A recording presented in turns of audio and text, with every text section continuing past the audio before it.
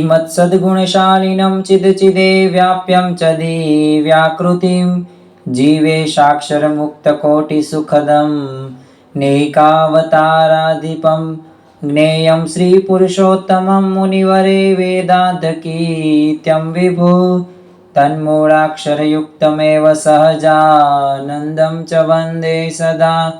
कृपा करो मुझ ऊपरे सुखनिधि सहजानंद गुण तमारा गाववा बुद्धि आपजो सुख कंद गुण तमारा गाववा बुद्धि आपजो सुख कंद। श्री स्वामिनारायण भगवाननी जय। अक्षर पुरुषोत्तम महाराजनी जय। गुणातीतानंद स्वामी महाराजनी जय। प्रमुख स्वामी महाराजनी जय। प्रगट गुरु हरि महंत स्वामी महाराजनी जय। सूरत अक्षरधाम महोत्सवनी जय। दरेक दिव्य हरिभक्तों ने जय स्वामी नारायण। आजना प्रवचनનો मुख्य विषय जे पंच विषयनी अंदर जीव सपડાયેલો જોવા મળે છે અને पंच विषयना લીધे વ્યક્તિને જીવતા તો સુખ નથી મળતું પરંતુ મર્યા બાદ પણ સુખ નથી મળતું। તો આજે पंच विषय જીતવાનો ઉપાય વિશે આપણે વાત કરવાની છે। પરંતુ આ पंच विषय જીતવા માટેનો ઉપાય શ્રીજી મહારાજને જ આપણે આ પ્રશ્ન પૂછીએ અને તેઓ શું કહે છે। તો આજનો વિષય આપણો ગજરા મધ્યનું 16મું વચનામૃત એટલે કે સ્વરૂપ નિષ્ઠા અને ધર્મ નિષ્ઠાનું। તો સૌ પ્રથમ આપણે એ વચનામૃતનું વાંચન કરીએ અને ત્યારબાદ સમજીએ કે શ્રીજી મહારાજે આપણને આ पंच વિષય જીતવાનો ઉપાય શું કીધો છે। તો સ્વામિનારાયણ હરે સંવંત 1878ના ભાદરવા સુદ દશમને દિવસ સ્વામી શ્રી સહજાનંદજી મહારાજ શ્રી ગઢડા મધ્ય દાદા ખાચરના દરબારમાં શ્રી વાસુદેવ નારાયણના મંદિર પાસે પાટ ઉપર વિરાજમાન હતા અને સર્વ શ્વેત વસ્ત્ર ધારણ કર્યા હતા અને પોતાના મુખારવિંદની આગળ મુનિ મંડળ તથા દેશ દેશના હરિભક્તની સભા ભરાઈને બેઠી હતી। પછી મુક્તાનંદ સ્વામીએ પ્રશ્ન પૂછ્યો છે કે पंच વિષય જીતાય તે વૈરાગ્ય કરીને જીતાય છે કે કોઈ બીજો ઉપાય છે। હવે આપણે આ મુક્તાનંદ સ્વામીને પહેલા આપણે એમનો પરિચય મેળવીએ। અમરેલી ગામની અંદર તેમનો જન્મ થયો અને બાળપણનું નામ એમનું મુકુંદાસ। હવે મુક્તાનંદ સ્વામી એટલે કોણ? તો મહારાજ કરતા 23 વર્ષ મોટા છે। એ સિવાય પણ બાળપણથી 10 વર્ષની ઉંમર હતી ત્યારથી તેમની મુમુક્ષુતા એટલી બધી કે તેઓ વાંકાનેર ગયા કલ્યાણદાસ પાસે, ત્યારબાદ તેઓ સરદારની અંદર જાય છે અને સાચા ગુરુ જેને કામ વાસના જીતી હોય એવો સમાગમ કરવા માટે ત્યાં રહે છે। સાથે સાથે મુમુક્ષુતા પણ એટલી બધી ખરી, પરંતુ આ મુક્તાનંદ સ્વામી પોતે ત્યાગ અને વૈરાગ્યની મૂર્તિ સમાન હતા। આવા મુક્તાનંદ સ્વામીની કોઈ તમે વાણી સાંભળો ને તો તમારું અંતરના જે પ્રશ્નો હોય ને બધા પ્રશ્નો નિર્મૂળ થઈ જાય। અને ગુણાતીતાનંદ સ્વામી મુક્તાનંદ સ્વામીનું ઉદ્દેશ્ય કહેતા કે આ મુક્તાનંદ સ્વામીની તો વાણી રહે વચનો એ કેવા છે તો ગંગામાં પ્રવાહ જેમ વહેતો હોય ને એવી આમની વાણી છે। શ્રીજી મહારાજે મુક્તાનંદ સ્વામીને જ્યારે પરિચય આપવાનો કહ્યો ને ત્યારે એમને એક વાક્ય ઉચ્ચારેલું કે આ મુક્તાનંદ સ્વામી તમે કોઈક એવા ભલે જેને પાપ કર્મ કર્યું હોય પણ એનો પણ જો તમે હાથ પકડો ને તો અષ્ટ આવરણ પાર એવા અક્ષરધામમાં તમે એને બેસાડી શકો એવી તમારામાં સિદ્ધિ છે।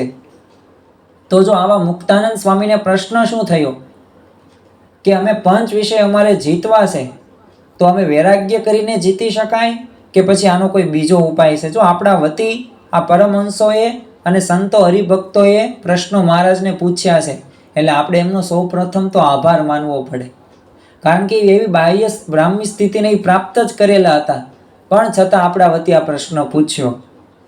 પછી શ્રીજી મહારાજ શું જવાબ આપે છે? પછી શ્રીજી મહારાજ બોલ્યા છે કે વૈરાગ્ય હોય અથવા ન હોય પણ જો પરમેશ્વર કહ્યા એવા જે નિયમ તેને વિશે ખબરદાર રહે તો पंच વિષય જીતાય છે। જો બ્રહ્મ વાક્ય શ્રીજી મહારાજ મુક્તાનંદ સ્વામી અને સંતો ભક્તોને કહે છે। શું કહે છે? તમારામાં વૈરાગ્ય હોય કે ન હોય, પરંતુ જો પરમેશ્વરે જે નિયમો આપેલા છે અને આ નિયમો રહ્યા એ તમે ખબરદાર થઈને પાળો ને, જાગ્રત અવસ્થાની અંદર પાળશો ને, અને તેમાં લેશ માત્ર પણ કસર નહીં રહેવા દો નિયમોની અંદર, તો આ પંચ વિષયો જે રહ્યા ને એને જીતી શકાશે. મહારાજ આગળ થોડુંક નિરૂપણ વધુ કરે છે કે અને જો શબ્દ થકી વૈરાગ્ય કરીને વૃત્તિ પાછી વાળે તો ઘણો પ્રયાસ કરે તો પણ શબ્દ સંભળાય ખરો. જો તમે વૈરાગ્ય તમારા જીવનમાં હોય અને તમે એમ જ કહો કે મારે શબ્દ સાંભળવો જ નથી, બહુ તમે વૃત્તિ પાછી વાળો, પણ તોય શબ્દ તો સંભળાય જ જાય. કાન છે સાંભળવાનું કામ કરશે, આંખ છે જોવાનું કામ કરશે, નાક છે સૂંઘવાનું જ કામ કરશે. તો આગળ મહારાજ કહે છે કાનને બીડી લે ને તો સહેજે શબ્દ સંભળાય નહીં. એટલે કાનને બીડવું એટલે શું? બંધ જ તે માર્ગ, ત્યાંથી આગળ રસ્તો જ નહીં જવા દેવાનો. તેમ જે અયોગ્ય પદાર્થને ત્વચાએ કરીને અડે નહીં તો સહેજે સ્પર્શ જીતાય.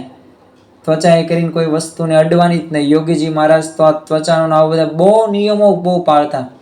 હવે આપણે તો છે ને કોઈક પરિસ્થિતિ હોય ને એવી બનતી હોય, આપણે પ્રસંગોમાં જતા હોઈએ ત્યારે આપણને ઘરે જેવી ઊંઘ આવે ને એવી ન આવે. પણ વિચાર કરો, યોગીજી મહારાજના માટે તો કોઈ પણ પ્રકારની રજાઈ કે ચાદર કે ઓશીકું કે ગાડલું પણ નહીં. એમના માટે તો એમનું ઓશીકું અને ગાડલું શું? એક બસ જમીન, ઓશીકું એમનો હાથ. આવી રીતે યોગીજી મહારાજ રહેતા. અને સત્પુરુષના જીવનમાં તે જો આપણને જોવા મળે, કારણ કે એ તો વિચરણ કરે છે. એ તો શહેરો ગામો પધરામણીઓ અલગ અલગ સ્થળ હોય, પણ છતાં બધાય આપણે એડજસ્ટ થઈ જાય છે. તો જો તમે અડો જ નહીં ને તો સ્પર્શ જીતાઈ જાય. તેમ અયોગ્ય વસ્તુ હોય તેને નેત્રે કરીને જોઈએ નહીં તો સહેજે જીતાય. રૂપ પણ જીતાઈ જાય કે તમે પ્રયત્ન કરો, જોવો જ નહીં તો એ પણ જીતાઈ જાય. તેમજ જે સ્વાદુ ભોજન હોય તેને મેળવી પાણી નાખીએ જમે તથા યુક્ત આહાર કરે એટલે સહેજે જ રસના જીતાય. જો સ્વાદ, મહારાજે શિક્ષાપત્રીની અંદર કહ્યું છે કે સ્વાદેન્દ્રિયો છે ને વિશેષ કરીને જીતવી. બધી ઇન્દ્રિયો જીતવાની વાત કરી જ છે. 5 જ્ઞાનેન્દ્રિય, 5 કર્મેન્દ્રિયો, 11મું મન. મનને પહેલા જીતવું એટલે બધું જીતી જવાય. પરંતુ એમાં ઇન્દ્રિયોમાં પણ જો સર્વપ્રથમ જો જીતવાની કીધી છે ને મહારાજે વાત શિક્ષાપત્રી અંદર, તો આ સ્વાદેન્દ્રિય. કારણ જે જીભની અને સ્વાદની જે લોલુપતા રહીને એ વ્યક્તિને ઘણા બધા પ્રશ્નો એમાં ઊભા કરે છે. કામના પણ પ્રશ્નો, ક્રોધના, માનના પ્રશ્નો અને ઝઘડા કંકાસ પણ આ સ્વાદ કરાવે છે. પણ મહારાજ શું કહે છે? સાદું ભોજન હોય એમાં પાણી નાખો અને એવો તેમાં આહાર કરો ને તો એ પણ જીતાઈ જાય. એવી રીતે નિયમે કરીને પંચ વિષય જીતાય છે. નિયમો એટલે કે રૂલ્સ. આપણે જેટલા નિયમ ધર્મ આપણા યાદ રાખવું કાચા ને એટલા આપણા ફાફા. આ ગુણાતીતાનંદ સ્વામી પોતાની વાતની અંદર કહે છે. જો આજે કોઈ પણ વિદ્યાર્થી આગળ વધે, કોઈ ક્ષેત્રનો વ્યક્તિ આગળ વધ્યો હોય તો એના જીવનની અંદર તેમ જોજો નિયમ કેટલો ઈ પાલન કરતો હશે. સચિન તેંડુલકરને એક વખત એક પત્રકારે પ્રશ્ન પૂછ્યો કે તમને આમ મન થાય કે આ દરરોજ મારા જે 100 રન કરું 200 રન કરું છું તો છાપાની અંદર શું આવે કે ઘા થાય ને? એક ત્યાર તમે ક્યારે જોવો છાપાની બધું? એક હું 11-12 વાગે બપોરે, એક સવારમાં મન ન થાય શરૂઆતમાં, એક ના. તો પત્રકારે પ્રશ્ન પૂછ્યો કે એનું કારણ શું? ત્યારે સચિન તેંડુલકરે શું કીધું કે મારે દરરોજનો એક નિયમ છે. જો આપણે એટલે સચિન તેંડુલકરને ગોડ ઓફ ક્રિકેટ કીધું છે. અમથા ક્રિકેટના રમતના ભગવાન નથી કીધું. એને શું કીધું કે every day I have face 500 balls, no holiday no Sunday. એટલે કે હું દરરોજના 500 બોલ હું ફેસ કરું છું. 500 બોલ એટલે 70-80 ઓવર થાય. હવે પત્રકાર થોડોક હોશિયાર હશે, વધુ દોડાયો તો બીજો પ્રશ્ન પૂછ નાખ્યો કે 100-200 રન કરી નાખો, બેવડી સદી કરી હોય તો ત્યારે તો તમે yes, rules and regulation is compulsory. ફરજિયાત નિયમ 500 બોલ ફેસ થાય પછી જ મારે બીજી ક્રિયા કરવાની, પછી જ મારું બીજું વર્ક થાય, ત્યારે ગોડ ઓફ ક્રિકેટ કહેવાય. એમ જો નિયમો એની આટલા વ્યક્તિને આગળ વધારે છે.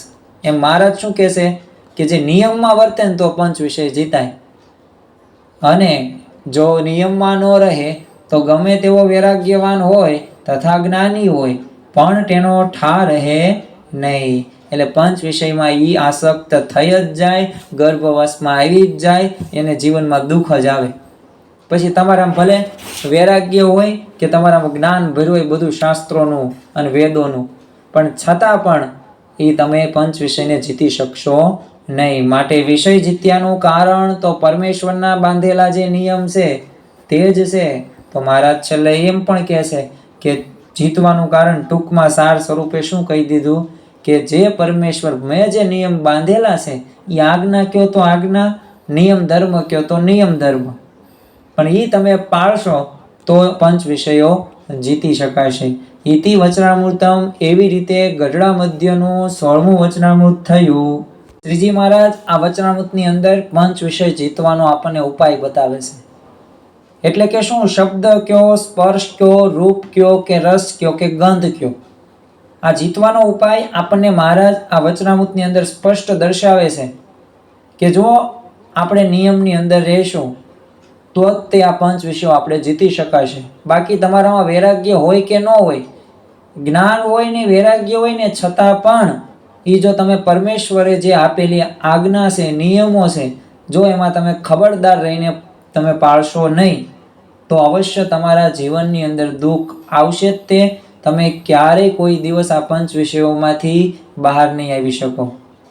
જો આપણને આ પંચભૂતનો દેહ મળ્યો છે એટલે છે ને, જીવ માત્રને એક પંચ વિષય ભોગવ્યા વિના ચાલે એમ તો નથી જ. તે આપણે જો સારું સારું ખાવું પણ પડે, સારું સારું જોવાની પણ ઈચ્છા થાય, બોલવું પણ પડે, બધી પ્રકારની ઇન્દ્રિયો રહીને એનો આપણે ઉપયોગ કરવી છે. જેમ આપણે પેટ્રોલ વિના કાર ચાલી શકે નહીં. તમે કરોડોની કાર લીધી હોય પણ એમાં પેટ્રોલ તો નાખવું જ પડે. બસ એમાં પંચ વિષય રહ્યો ને એ વિના પણ દેહ કોઈ દિવસ ટકતો નથી. પણ છતાં પણ એક અનિવાર્ય બાબત આ મહારાજે દર્શાવી છે. એટલે જ મુક્તાનંદ સ્વામીને પ્રશ્ન થયો છે કે આ પંચ વિષયો જીતવા માટેનો ઉપાય તમારી પાસે બીજો કોઈ છે? અને ત્યારે એ અત્યંત એટલે જરૂરી છે કે પંચ વિષયો જીતવા પડે. એનું કારણ પણ શું છે? તો પહેલું જ કારણ છે ગુણાતીતાનંદ સ્વામીએ પહેલા પ્રકરણની 25મી વાતમાં કીધું છે.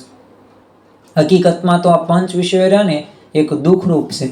આપણને મનાય નહીં. જો સ્વાદના લીધે આજે લોકની અંદર કેટલા બધા પ્રશ્નો થાય છે. છૂટાછેડા સુધીના પણ પ્રશ્નો સ્વાદના લીધે થતા જોવા મળે છે. સારા સ્થળે કોઈ ફરવા કોઈ લઈ જાય નહીં ને તો એના લીધે પણ છૂટાછેડા કરે છે. સ્વાદિષ્ટ ભોજન નથી હોતું ને છતાં ઘરની અંદર 2-5 દિવસ એ કંકાસ જેવું વાતાવરણ રહેશે. કોઈક મૃત્યુ પામ્યું હોય ને જેવું શાંત વાતાવરણ એવું ઘરમાં પણ થઈ જાય છે. તો જો આ વ્યક્તિના જીવનની અંદર એટલું દુઃખરૂપ છે. અને ગુણાતીતાનંદ સ્વામી વાતની અંદર જણાવે છે કે આ પંચ વિષયનું જે સુખ રહ્યું ને તો માયિક છે, અને જેટલું માયામય સુખ છે ને એ સર્વે દુઃખ વિનાનું હોય નહીં. તેમ ગુણાતીતાનંદ સ્વામી આપણને સમજાવે છે. અને માયામય કઈ રીતે કે તમને હું દુનિયાનો સારામાં સારો આઈસ્ક્રીમ તમને આપું, જે કોઈ દિવસ કોઈએ બનાવ્યો જ એવો ન હોય. કલર તમે જોવો, એમાં કાજુ, બદામ, કિસમિસ બધી વસ્તુઓ A to Z દુનિયાની અંદર જેટલી વસ્તુઓ આવે ને બધી ડ્રાયફ્રૂટ અંદર નાખ્યા. મેં તમને ફ્રૂટ પણ બધું નાખ્યું. તમને હું 500 આપું આઈસ્ક્રીમ, તમે એમાંથી જમશો, તમને આનંદ થશે. ઓહો, દુનિયાનો સારામાં સારો આઈસ્ક્રીમ હું જમું છું અત્યારે. હવે 2 દિવસ બાદ હું તમને કહું કે ચાલો તમે 2 દિવસ પહેલાં જે આઈસ્ક્રીમ ખાધ્યો હતો ને દુનિયામાં સારામાં સારો મોંઘામાં મોંઘો, એ તમે આઈસ્ક્રીમનો સ્વાદ લ્યો તો એ વ્યક્તિ તમે શું કહેશો કે લાવો ફરથી આઈસ્ક્રીમ, તો એમ કેવી સ્વાદ આવે. તો એમ જો આ તમે જેટલું પણ ખાવશો, જેટલું પણ જોવો છો, આ બધું તે છે ને ક્ષણિક છે, માયિક છે. જીવ, ઈશ્વર, માયા, બ્રહ્મ અને પરબ્રહ્મ, આપણે બ્રહ્મ સ્થિતિને અક્ષર સીવી આપણે બ્રહ્મ સીવી એ સમજવાનું છે. તો જ પરબ્રહ્મની અધિકાર છે ભક્તિ કરવાનો. કાર્યાણીનું 11મું વચનામૃત. કારણ કે આ અધિકાર આપણે જરૂરી છે, એના માટે આપણે બ્રહ્મ થવાનું છે. પરંતુ એ આપણને બ્રહ્મ સુધી પહોંચવામાં નડતું કોઈ હોય ને તો ભગવાને જ રચેલી એ માયા છે. અને એ માયા જ ભગવાનને ભજવા દેતી નથી. તો માયાથી આપણે તારી કોણ શકે? તો તારી કોણ શકે? જેને માયા ઉપર વિજય પ્રાપ્ત કર્યો હોય એવા સત્પુરુષ અને સ્વામિનારાયણ ભગવાન. એ માયાથી તરી શકે, એ આપણો હાથ પકડીને માયાથી બહાર પણ લાવીએ કે ખેંચીને. તો એમ છે ને આ માયામી એ બધું સુખ છે પંચ વિષયનું, હકીકતમાં વાસ્તવમાં એ પછી દુઃખ જ રૂપ થવાનું છે. અને જેટલું પણ સુખ આપણે એમાં માનવી છીએ દુઃખ વિનાનું હોય નહીં, આ પણ એક નિશ્ચિત કરી રાખવું. મહાભારતમાં પાંડુ રાજાની વાત ઘણી વખત આપણે સાંભળી હશે. આમ તો કૌરવ અને પાંડુ એક ધર્મ છે ને એક અધર્મ છે, એક સત્ય છે ને એક અસત્ય છે, એક બાજુ ભગવાન છે અને એક બાજુ ભગવાન નથી. પણ આવી રીતે બે પક્ષોથી મહાભારત આખું રચાયેલું છે. અને મહાભારતની અંદર એ 18 દિવસનું યુદ્ધની અંદર એ કારણ આપણને પણ ખબર છે કે દુર્યોધનનો અહમ તો છે, પણ સાથે સાથે એને પંચ વિષયોની અંદર આસક્તિ છે. પરંતુ એ પૂર્વેની આપણે કથા થોડીક જોઈએ તો આ દુર્યોધન કૌરવોમાં ધૃતરાષ્ટ્ર, એના પિતાશ્રી ગાંધારી એની માતા. હવે પાંડવોની અંદર આમ તો 5 પાંડવો કહે છે, પણ કર્ણ પણ હોય છે, પણ 5 પાંડવો તો એની માતા એક કુંતી અને માદ્રી. પરંતુ એના પાંડવોના જે પિતા છે, જે પાંડુ રાજા, હવે આ જ્યારે જન્મેલા ને એટલે એમને પાંડુ રોગ થયેલો.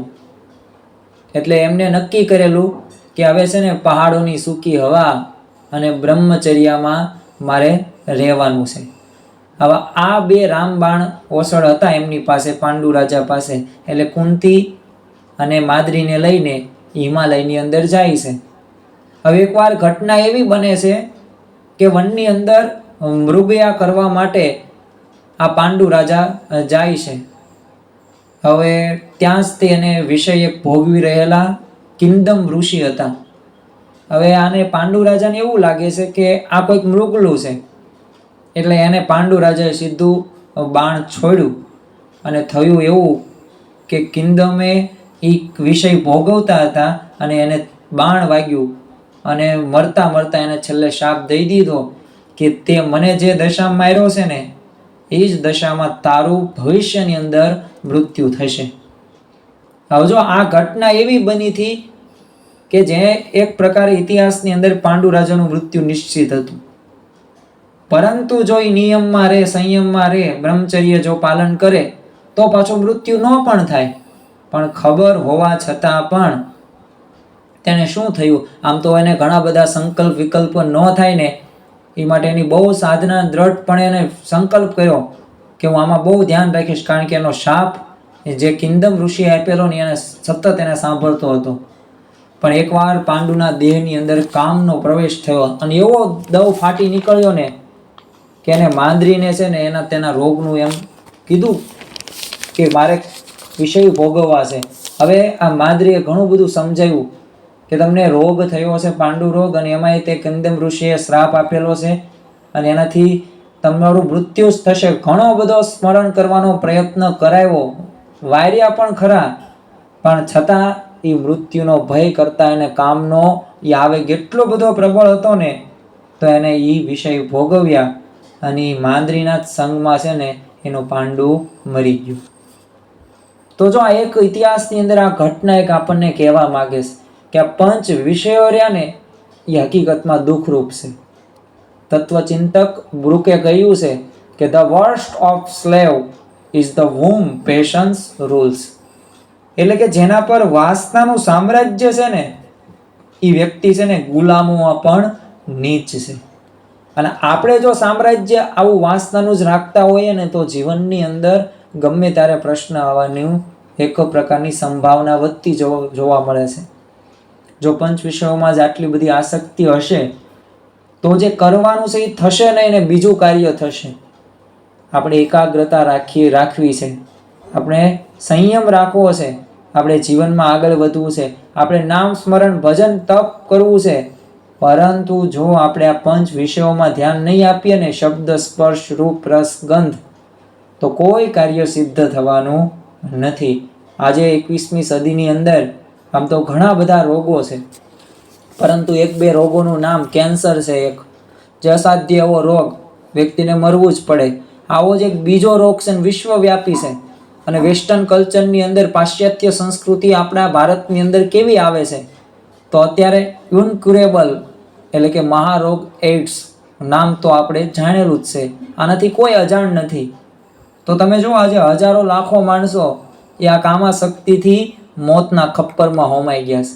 એને શરૂઆતની અંદર લાગે સારું, પણ વાસ્તવમાં ભવિષ્યની અંદર એને જો એ એઇડ્સ થઈ જાય તો એની કોઈ દવા અત્યારે વૈજ્ઞાનિકોએ શોધ કરી નથી. તો આવો અસાધ્ય રોગ પણ ક્યારે થાય છે? કે જ્યારે આપણે આ પંચ વિષયોની અંદર ગરકાવ થઈ જઈએ છીએ ને ત્યારે આ થાય છે. રસ પ્રત્યેની પણ આસક્તિ આ હદે સુધી ખુવારી નીવરે છે. લવ્યા દરજીનું ઉદાહરણ આપણને સત્સંગની અંદર ઘણી વખત આપવામાં આવે છે. એક સ્વાદના લીધે એક આખા રીંગણાનું શાક ન બનાવ્યું અને એમાં પત્નીએ સાંગા પટેલના કૂવામાં જઈને પડી ગઈ. તો આ શું છે? પંચ વિષયોમાં એને સ્વાદને લીધે લોલુપતા હતી. અરવિંદ ઘોષ કઢી ન બનાવીને 10મા માળની બિલ્ડિંગથી એની પત્નીને મારી નાખે છે.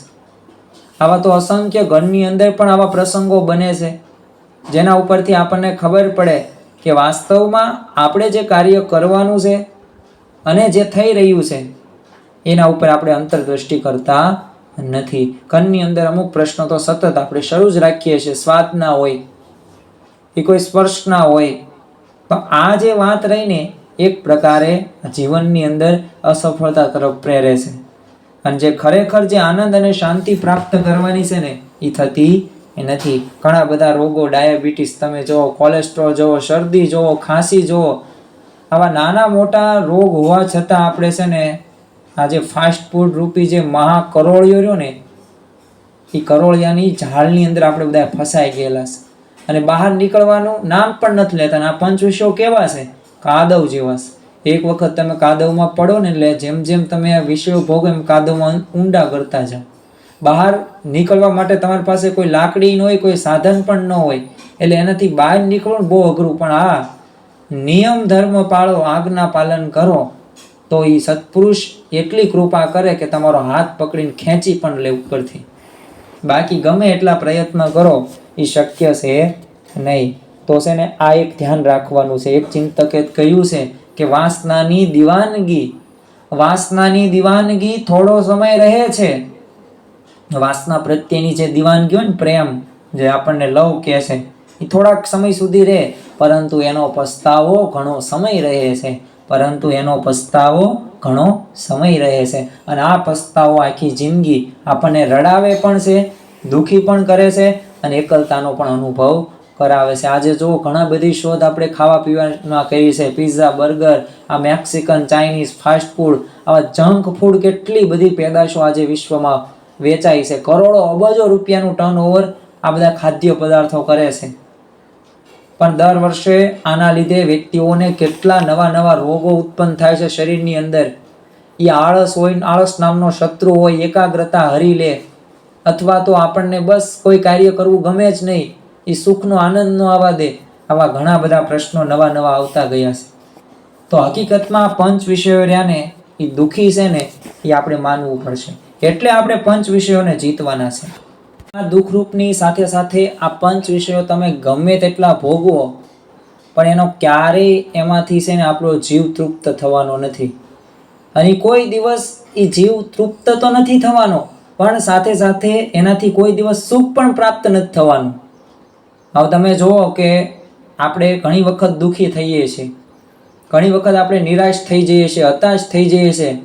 પણ એનું કારણ શું છે? કારણ કે શ્રીજી મહારાજ વચનામૃત ગઢડા મધ્યના 47માં કારણ બતાવે છે કે જેમ પાતાળ સુધી તમે પૃથ્વી ફાટી જાય, ચાલો આપણે આ એક્ઝામ્પલ રાખીએ કે પાતાળ સુધી ફાટી ગઈ પૃથ્વી, અને એને તમે પાણીથી ભરવા માંડો તો ક્યારેય ભરાય એવું શક્ય છે? શક્ય જ નથી. આ વાત કેવી થઈ? દરિયાની અંદર છે ને આપણે ડોલ લઈ લઈને છે ને ઉચકવાનું છે અને દરિયો ખાલી કરવાનો છે. હવે જો એક દરિયો ખાલી નથી થવાનો, તો આ તો પૃથ્વી આખી પાતાળ સુધી ફાટી જાય ને અને એમાં પાણી પાસને ભરવાનું છે. તો કોઈ દિવસ શક્ય નથી. એમ મહારાજે કીધું, બસ એમ શક્ય નથી ને એમાં ઇન્દ્રિયો રહીને એ ક્યારેય વિષય થકી તૃપ્ત થઈ નથી અને ભવિષ્યમાં થવાની પણ નથી. તો જો આપણે ગમે એટલા વિષયો ભોગવશું પણ છતાં પણ આપણને સુખ મળવાનું નથી જ તે. અને આ જે પંચ વિષયની જે અતૃપ્તિ રહીને એના કારણે માણસને હંમેશા ખાલીપો અનુભવાય છે. અને ખાલીપણ લીધે શું થાય? દુઃખી થાય જાય. એટલે આપણે જો સુખી થવું હોય ને તો ખરેખર છે ને આપણા જીવનની અંદર છે ને આમાંથી આપણે આસક્તિ નથી રાખવાની. આમાંથી જેટલા આપણે નિયમ ધર્મમાં રહીશું ને તો આ પંચ વિશ્વમાંથી આપણને સુખ પ્રાપ્ત થશે. અમેરિકાનો પ્રખ્યાત, આમ તો ઘણા બધા એના ઉપનામો છે, ઘણી બધી એને પુરસ્કારો મળેલા છે. અરે ઘણો બધો એ પૈસાદાર પણ છે, ધનવાન પણ છે. પંચ વિષયો તો ભરપૂર માત્રાની અંદર ભગવાન એને આપેલા. અત્યારે આ જીવિત નથી. હું કોની વાત કરું છું? હું વાત કરું છું સામાન્ય ગરીબ પરિવારમાં જન્મેલો નિગ્રો માઇકલ જેક્સન. હવે નાની ઉંમરે જ તે, આમ તો કોઈ સિંગર ન બને પણ એ વિશ્વનો પોપ સિંગર બની ગયો. હવે એને ઈશ્વરે કેટલી કૃપા એના ઉપર કરી હતી, કેટલી એને ભેટ આપી હતી. આમ તો એની મહેનત હશે, આવડત એને કળાની બધું મેળવવું હશે, પણ ભગવાનની કૃપા તો હતી ને. પણ આ કૃપાને લીધે એને ટેલેન્ટ કેટલું હતું, તો પોતે ગાયક, સિંગર, પોતે સારામાં સારો ડાન્સર વિશ્વનો, કરોડો ફી લે. અરે કોરિયોગ્રાફર પણ હતો, ગીતકાર, સંગીતકાર, તમે લેખક હતો, આમ રેકોર્ડ પ્રોડ્યુસર હતા ને એની સાથે તો એનો બિઝનેસમેન અને ફાઇનાન્સર પણ હતો. મુંબઈની અંદર આવેલો હતો, જ્યાં વર્ષો પહેલા એની વાત છે. તો ત્યારે કોન્સર્ટની અંદર આમ મિનિટોની અંદર એ ટિકિટો વેચાઈ ગઈ. પછી ટિકિટ 1000-2000 નહીં, ઘણા હજારોની, લાખોની ટિકિટો હોય, છતાં એનો આખો શો ફૂલ થઈ ગયો. હોય ખાલી 30-35-40 મિનિટનો શો, પણ છેલ્લે એને ખાલી એક રૂમાલ આમ ફેંક્યો ને, આમ રૂમાલના આમ રૂના પૂંભળા જેવા થઈ ગયા. અને બધા ઘરે લઈ જાય, પ્રસાદીનું કરીને લઈ જાય. કેવો બધાને કેપ હશે અને કેટલી પ્રસિદ્ધિ હશે. અમુક તો બેભાન થઈ ગયા, 2-3 તો યુવાનો ને યુવતીઓ, કે મેં માઇકલ જેક્સનને મેં સાક્ષાત જોયા. તો જો આટલી બધી માઇકલ જેક્સનની પ્રસિદ્ધિ હતી, એના આલ્બમ્સ વેચાઈને 75 કરોડથી વધુ તો એની કોપી વેચાઈ ગઈ. એક કોપીની તમે કિંમત ગણો, અબજો રૂપિયાની, તો એને ખાલી આલ્બમ્સમાં મળેલું. 13 વખત તો ગ્રેમી એવોર્ડ એને મળેલા. ઢગલા બનતો સન્માનો તો ઘણા બધા. એને મકાન એને બનાવવું હતું, હાઉસ. હવે આપણે બનાવીએ તો 10 લાખ, 20 લાખ, 1 કરોડ, ચાલો બહુ પૈસાવાળા હોય તો 1-2 કરોડનું બનાવીએ. તો આને પોતે 2,500 એકરની અંદર નેવરલેન્ડ ફાર્મ બનાવ્યું હતું.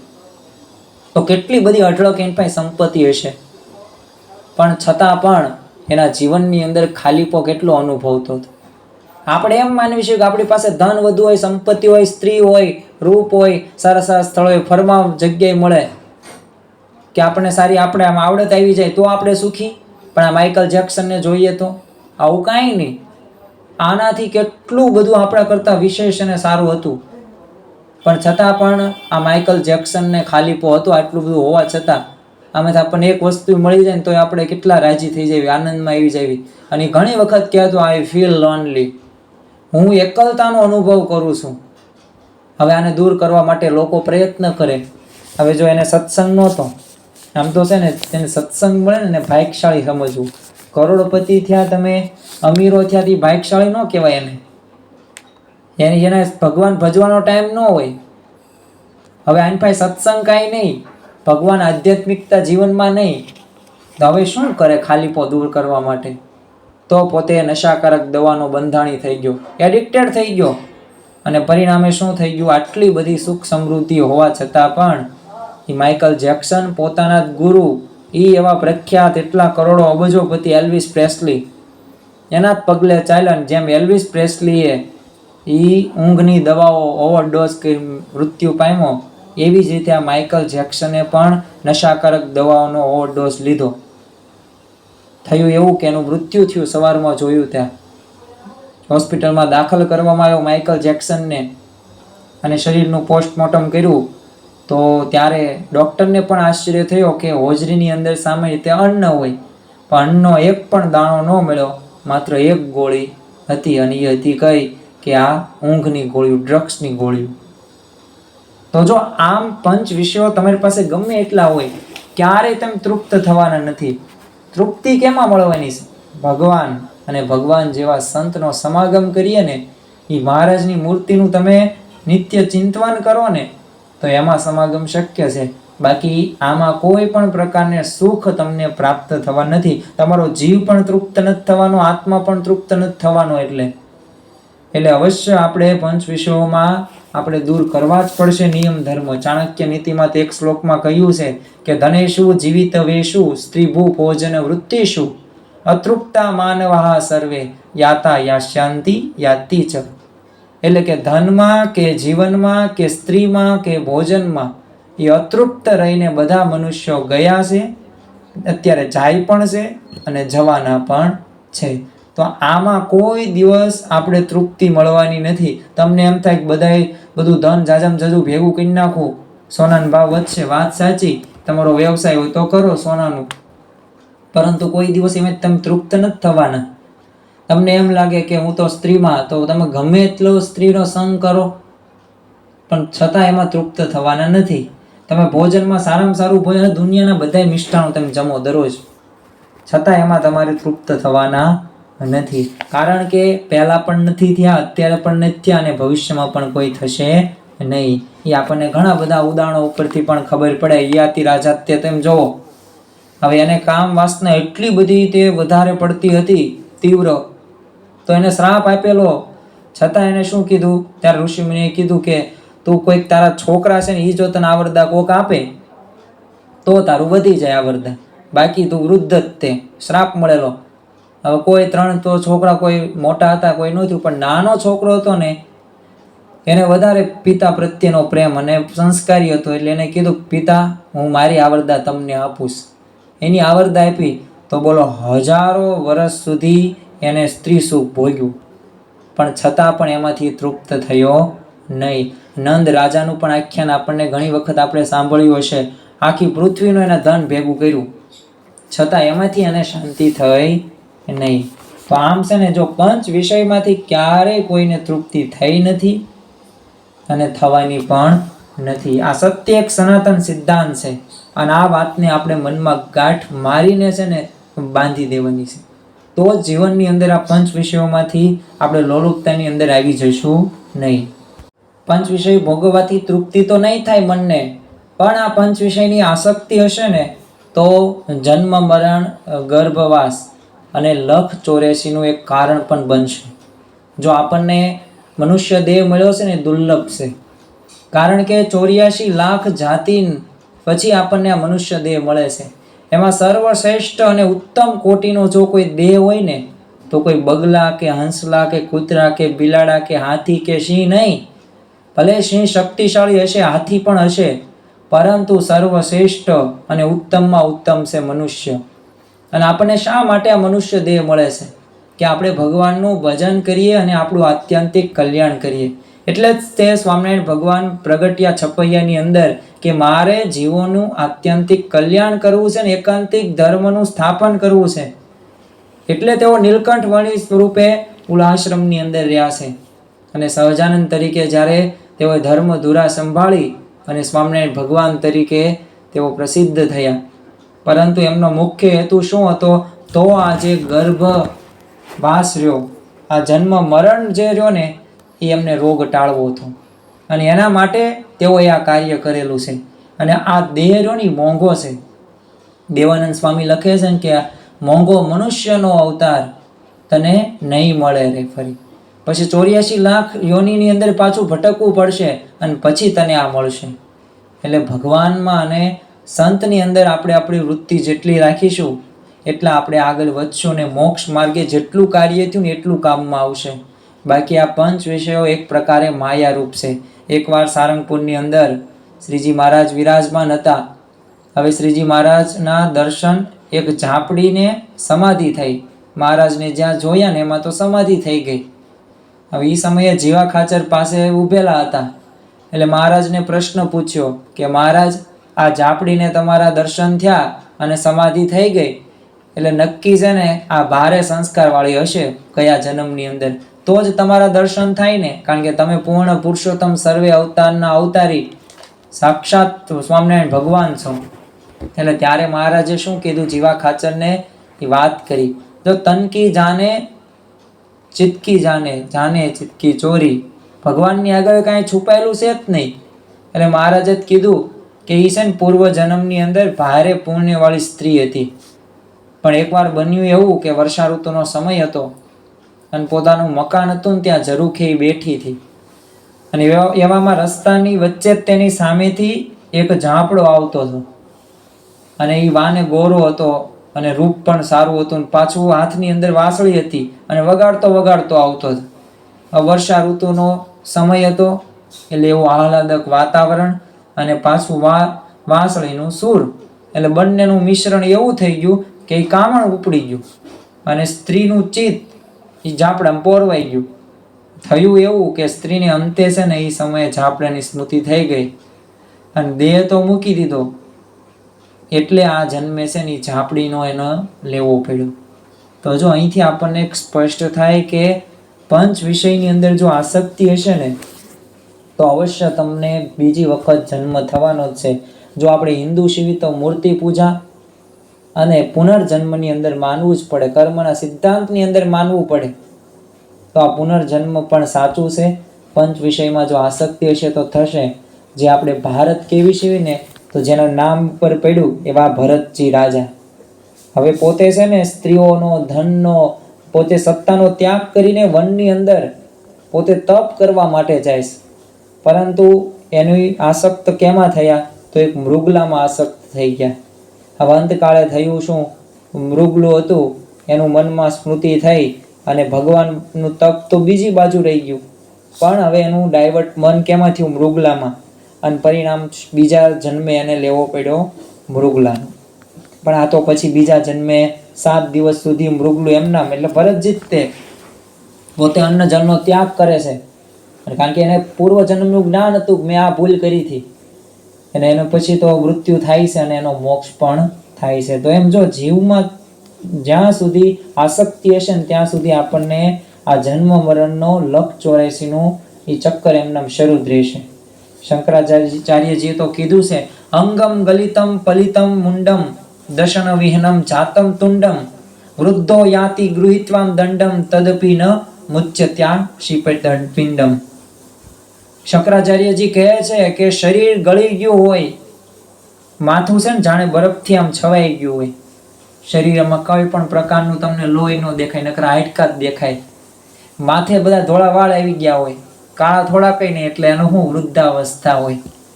મોઢું તે દાંત વગરનું છે ને બોખું બની ગયું હોય, અરે હાથની અંદર લાકડી આવી ગઈ હોય, માંડ માંડ ડગલા ભરે, પણ છતાં પણ પંચ વિષયની જેટલી આશા તૃષ્ણા રહીને એ માણસથી છૂટતી નથી.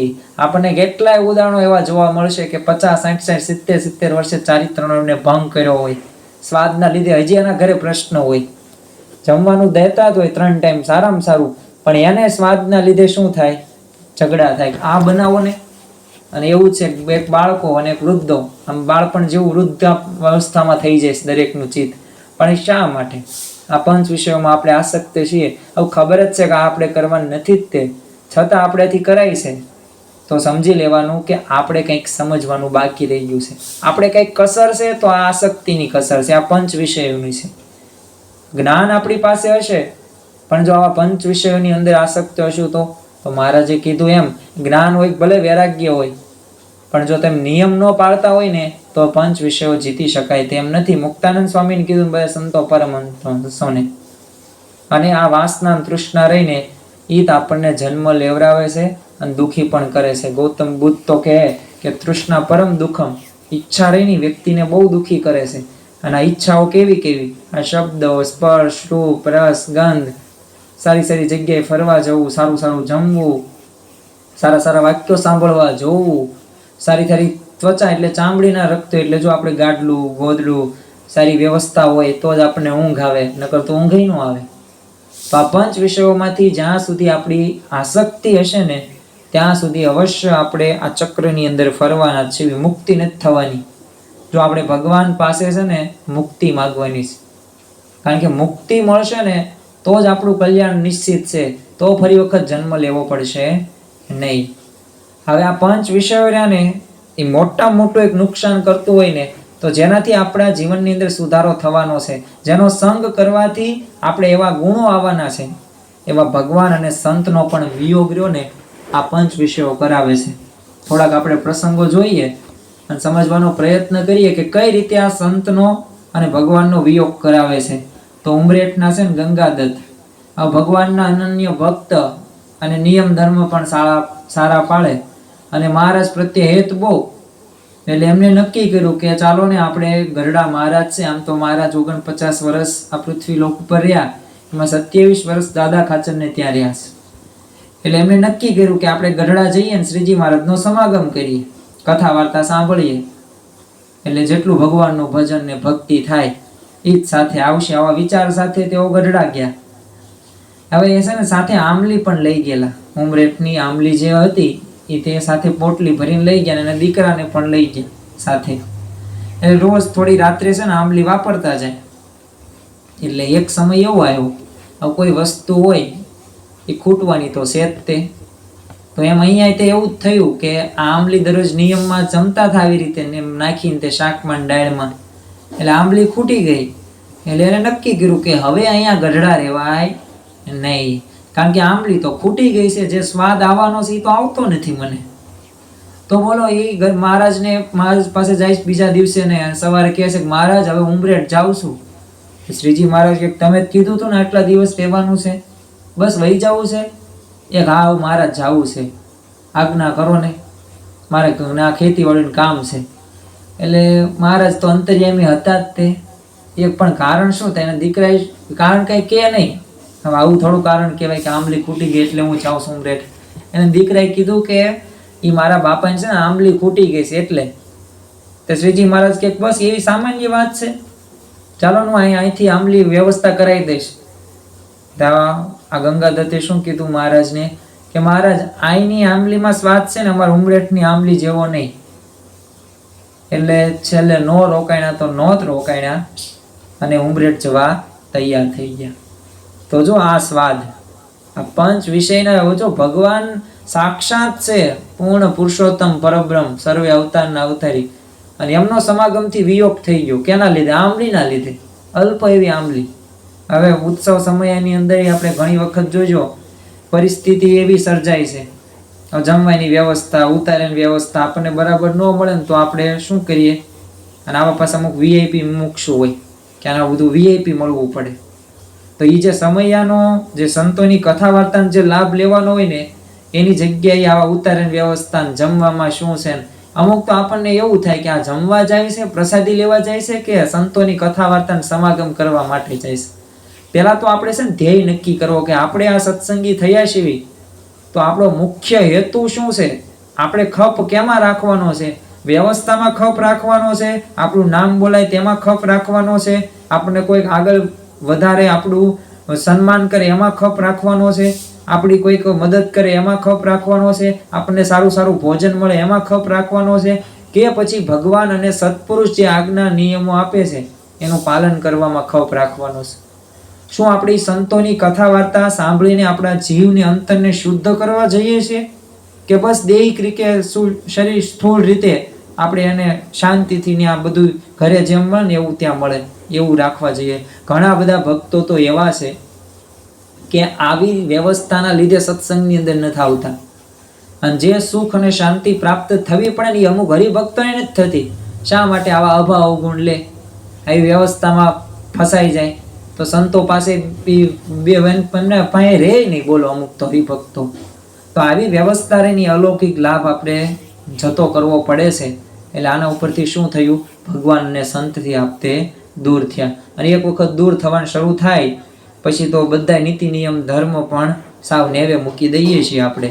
એટલે આપણે છે ને ઘણી વખત આપણને સંતો ભક્તો આપણને આવી રીતના વ્યવસ્થા કરી જ હોય, પણ હવે તમને ખબર જેમ જેમ ભક્તો વધતા જાય એમ વ્યવસ્થામાં કંઈક આપણે ઘરે જ તે 10 જણા જમવામાં આવે અને રોટલી શાક બનાવવાનું હોય તો કેવું 1-2 જણાને તાણ પડે છે, તો આપણે કેવું ઓછું ખાઈ લેવી છે અને ખબર નથી પડવા દેતા. એમાં આપણે અલૌકિક લાભ લેવા જઈએ છીએ, કોઈ વ્યવસ્થા નહીં, અને આપણે મનમાં એવું વિચાર કાંઈ આપણે સમય ઉત્સવની અંદર નથી જવું, ખોટું બાપાને અને સ્વયંસેવકોને ભીડો ન દેવાય. ઘરે આપણે ઓનલાઈન છે ને યુટ્યુબની અંદર અને ટીવીની અંદર છે ને લાઈવ પ્રસારણ આવશે તો દર્શન આપણે સારા થઈ જશે ઘર બેઠા. આવા વિચાર સાથે કોઈ લાભ લેવાય નથી અમુક તો જતા. તો આ શું છે? આ પંચ વિષયમાં આસક્તિ. આ એના લીધે આપણને એ કાર્ય કરવા માટે, ભગવાન તરફ આપણે સમાગમ કરવા માટે પણ આપણી વૃત્તિ ઠરતી નથી. કેટલીક વાર છે ને આવી ટીવી, ફિલ્મ, નવરાત્રિ હોય, પાર્ટી હોય ને, અને પ્રસંગો ઘણા બધા હોય, ફંક્શનો, એટલે આવા આકર્ષણના લીધે આપણે મંદિર અને સભામાં નથી જતા, અને આપણે બહાના શું કાઢીએ, એ તો એમાં જવું પડે. અહીં તો નવરાત્રિની અંદર અમારી પ્રસાદી હોય ને, આરતી હોય, હવે સોસાયટીની અંદર એમ રહેતા હોય અને બધા સાથે ન ભળવી ને તો અમે એકલવાયા થઈ જઈએ, અમને કોઈ બોલાવે નહીં. અરે આપણે ભગવાન સાથે સંબંધ રાખવાનો છે, અને એ જેટલો સંબંધ વ્યવસ્થિત હશે ને એટલો ભગવાન આપણો સાથ આપશે. અને આ કરવું જ પડશે. જો આ જન્મે નહીં તો આવતા જન્મે. હવે તમારે વિચાર કરો કે આ જન્મે તે જીવને શુદ્ધ કરવો છે, કસર વિનાન રાખવો છે. મહારાજ તો ત્યાં સુધી કે મારે મારા ભક્તને તલ માત્ર પણ કસર રહેવા દેવી નથી. એટલે જો આપણને ભીડો પડવાનો જ છે, મુશ્કેલી પડવાની જ છે, એવા વિઘ્નો આવવાના જ છે કે જે આપણને સત્સંગ માર્ગની અંદર પાછા પાડે. પરીક્ષા એની જ થાય કે જે પરીક્ષાને લાયક હોય, બાકી સામાન્ય બધાની પરીક્ષા ન થાય. તેમ આપણી પરીક્ષા થાય તો સમજવું કે ભગવાન આપણને ઉત્તરોત્તર પ્રગતિ કરવા માટે કરે છે. તો આ ભાવના આપણે જેટલી રાખશું ને એટલા આપણે ભગવાન અને સંતથી નજીક રહીશું. બાકી તો છે ને આવી બધા આકર્ષણના લીધે છે ને ભગવાન અને સંતથી આપણે દૂર પણ થતા જઈએ છીએ. એ 9 દિવસનું ભક્તિ પર્વનું આયોજન જે તે મંડળ, જે તે મંદિરની વ્યવસ્થા સંતો કરતા હોય છે, તો એમાં આપણે જોડાઈ જવાનું છે, લાભ લેવાનો છે, કારણ કે એ જ ખરેખરો લાભ છે. તો આમ જો પંચ વિષય રહ્યા ને એ જીવ પ્રાણી માત્રને, પછી શારીરિક હોય, માનસિક હોય કે આધ્યાત્મિક હોય, બધી જ રીતે એમ દુઃખી કરે છે, અને છેલ્લે અશાંતિ પણ ઊભી કરે છે. એટલે છે ને સર્વે પ્રકારે સુખી થવા માટે આપણે શું જરૂરી છે? પંચ વિષય જીતવા ખૂબ જરૂરી છે. અને વૈરાગ્યથી કે જ્ઞાનથી નથી થવાના, એ નિયમથી જ થશે. અને ખબરદાર રહીને નિયમો જાગ્રત અવસ્થાની અંદર પાળીશું ને તો જ શક્ય છે, અન્યથા શક્ય છે નહીં. હવે આપણે એક પાસું એ પણ એક સમજવું જરૂરી છે કે આપણે દુઃખરૂપ તો છે આ પંચ વિષયો, સાથે સાથે ભગવાન અને સંતનો પણ વિયોગ કરાવે છે. આ જન્મ મરણનો જે ચક્રાઓ છે ને એમાં પણ આ પંચ વિષયો તે વિઘ્નરૂપ બને છે. અને ચોથું આપણે એક સમજ્યા કે પંચ વિષયો તમે ગમે એટલા વધુ ભલે ભોગવો, પણ છતાં પણ એ તમે એમાંથી તૃપ્ત થવાના નથી. અને જેમાં તમે તૃપ્ત ન થાવ તો એ તો તમને ગમે એટલું અનંત વખત મળે તો એ તો તૃપ્ત નથી, તો એ હકીકતમાં વિઘ્નકારક જ ગણી શકાય. પણ હવે આપણને આટલા બધા આપણે દુઃખરૂપ માની ગયા છીએ, આનું કારણ કે હા આ જીતવી જરૂરી જ છે, આવશ્યકતા છે જ તે, તો પણ આ પંચ વિષયો જીતાય કઈ રીતે? તો મહારાજ જ આનો જવાબ આપે છે કે આ પંચ વિષયો જીતવા માટે શું? તો સૌ પ્રથમ તો આ પંચ વિષયો શેનાથી ભોગવાય છે એ પહેલાં સમજવું જરૂરી છે. કારણ કે જેનું મૂળ તમને પકડો ને તો ખબર પડે કે આનું કારણ શું છે, આ કેમ આવું બન્યું ઘટના. ઘરની અંદર ઝઘડો થયો તો જો આપણે મૂળ તપાસીએ છીએ કે મેં આજે જમવા બપોરે બેઠો હતો અને શાકમાં બહુ મીઠું વધુ નખાઈ ગયું હતું, એટલે મેં શાક છે ને ખાધું નહોતું અને રોટલી અથાણું ખાધું, અને એ મારી પત્નીને ગમ્યું નથી એટલે ઝઘડો થયો. તો જો એ મૂળ તપાસવું કહેવાય એને, એ તમે તપાસો જ કર્મમાં. એમ ધંધાકીયમાં તે આધ્યાત્મિક રીતે આવું કંઈક કરતા હોઈએ છીએ. તો મૂળ શું છે? તો મૂળ છે આ પંચ વિષયો આપણે પંચ ઇન્દ્રિયોથી આપણે ભોગવીએ છીએ. શબ્દ હોય તો એ કાનથી આપણે ભોગવીએ છીએ, સ્પર્શ હોય તો ત્વચાથી, આપણી ચામડીથી, રૂપ હોય તો આપણે આંખથી જોઈએ, કોઈ કાનથી આ રૂપ જોવે ન જોવે, રસ હોય ને તો એ જીભડી આપણી છે, હાડકું એક પણ નથી હો જીભમાં, પણ છે ને હાડકાં ભંગાવવા માટે સક્ષમ અને મૂળભૂત ગણી શકાય જીભ છે. ગંધ રહી તો એ ગંધ ક્યાં? નાસિકા. તો આ રીતે આપણે છે ને પંચ વિષયો ભોગવીએ છીએ. અને આ પંચ ઇન્દ્રિયો રહીને એ ઘોડા ઉપર એવી બેઠી છે, ચારેય દિશા ઉપર છે ને દોડે જ છે નકરી. હવે આ ઘોડાઓને આપણે જ્યારે વશ કરવા હોય, ગમે એટલો ઘોડો ફૂલ દોડતો હોય, તમે એની ઉપર સવાર છો તો એમને ઊભો રહે? એને તમે એમ કે ઊભો રહી જા ને ભાઈ, મેં તને કેટલા વર્ષથી તને જમાડું છું, હું તને વોકિંગ કરવા લઈ જાઉં છું, તું કે એ બધું દઉં છું, ઊભો રહી જા ને. આવું કરગરીએ ઘોડો ઊભો રહે? ન ઊભો રહે. તો ક્યારે ઊભો રહે? એને વશ કરવો હોય તો લગામની જરૂર પડે. બસ એવી જ રીતે આ પંચ ઇન્દ્રિયોને પણ આપણે રોકવા માટે, ત્યાંથી આગળ ન વધે ને જીતવા માટે જરૂર છે લગામ. પણ લગામ તો આપણે કંઈ હોય નહીં. આપણને થોડા કોઈ દોડે કોઈ બાંધી નાખે કે શરીરની અંદર આપણે નાખી દઈએ કોઈક લગામ, કંઈક દોડું બોડું કંઈક ફિટ કરી નાખીએ, તો અહીંયા પંચ ઇન્દ્રિયોમાં એવી કોઈ લગામ નહીં આવે જેમ ઘોડાને છે તેમ. પણ અહીંયા લગામ એટલે શું? અહીંયા લગામ એટલે કે નિયમ, રૂલ્સ. પાછા નિયમો આવ્યા. માણસની પ્રકૃતિ છે નથી જ ગમવાના, પણ છતાં પણ આ નિયમો પાળવા પડશે. નિયમથી રહીને એ પંચ ઇન્દ્રિયોની પંચ વિષય પાછળની જે આંધળી દોટ છે ને, જેને વાસ્તવિક ખ્યાલ નથી હું આ આંધળી દોટ કરું છું એમાંથી મને સુખ પ્રાપ્ત થશે કે દુઃખ થશે, મને આમાંથી લાભ કે અલાભ થશે, આવું એ જાણતો નથી. એટલે બંધ કરવા માટે લગામ નિયમ જરૂરી છે. ગુણાતીતાનંદ સ્વામીએ તો 5મા પ્રકરણની 100મી વાતમાં આપણને જણાવ્યું છે. અને નિયમ ધર્મ અને આજ્ઞા બાબતે જણાવે છે કે કોઈ ગામ હોય ને, ઉદાહરણ આપે છે ગુણાતીતાનંદ સ્વામી, જો સ્વામીની કોઈ પણ તમે વાત વાંચો ને, તમારો આત્મા તૃપ્ત થઈ જાય. જેમ આત્મતૃપ્ત સ્વામી કથા વાર્તા કરતા હોય અને આપણને ગમે ને, એવી જ રીતે છે ને ગુણાતીતાનંદ સ્વામીની એક એક વાતની અંદર તમને કંઈક નવું નિરૂપણ જોવા મળે. અને ગુણાતીતાનંદ સ્વામી આ વાતની અંદર જ કહે છે ઉદાહરણ સાથે કે જેમ કોઈ ગામ હોય ને એને ગઢ હોય.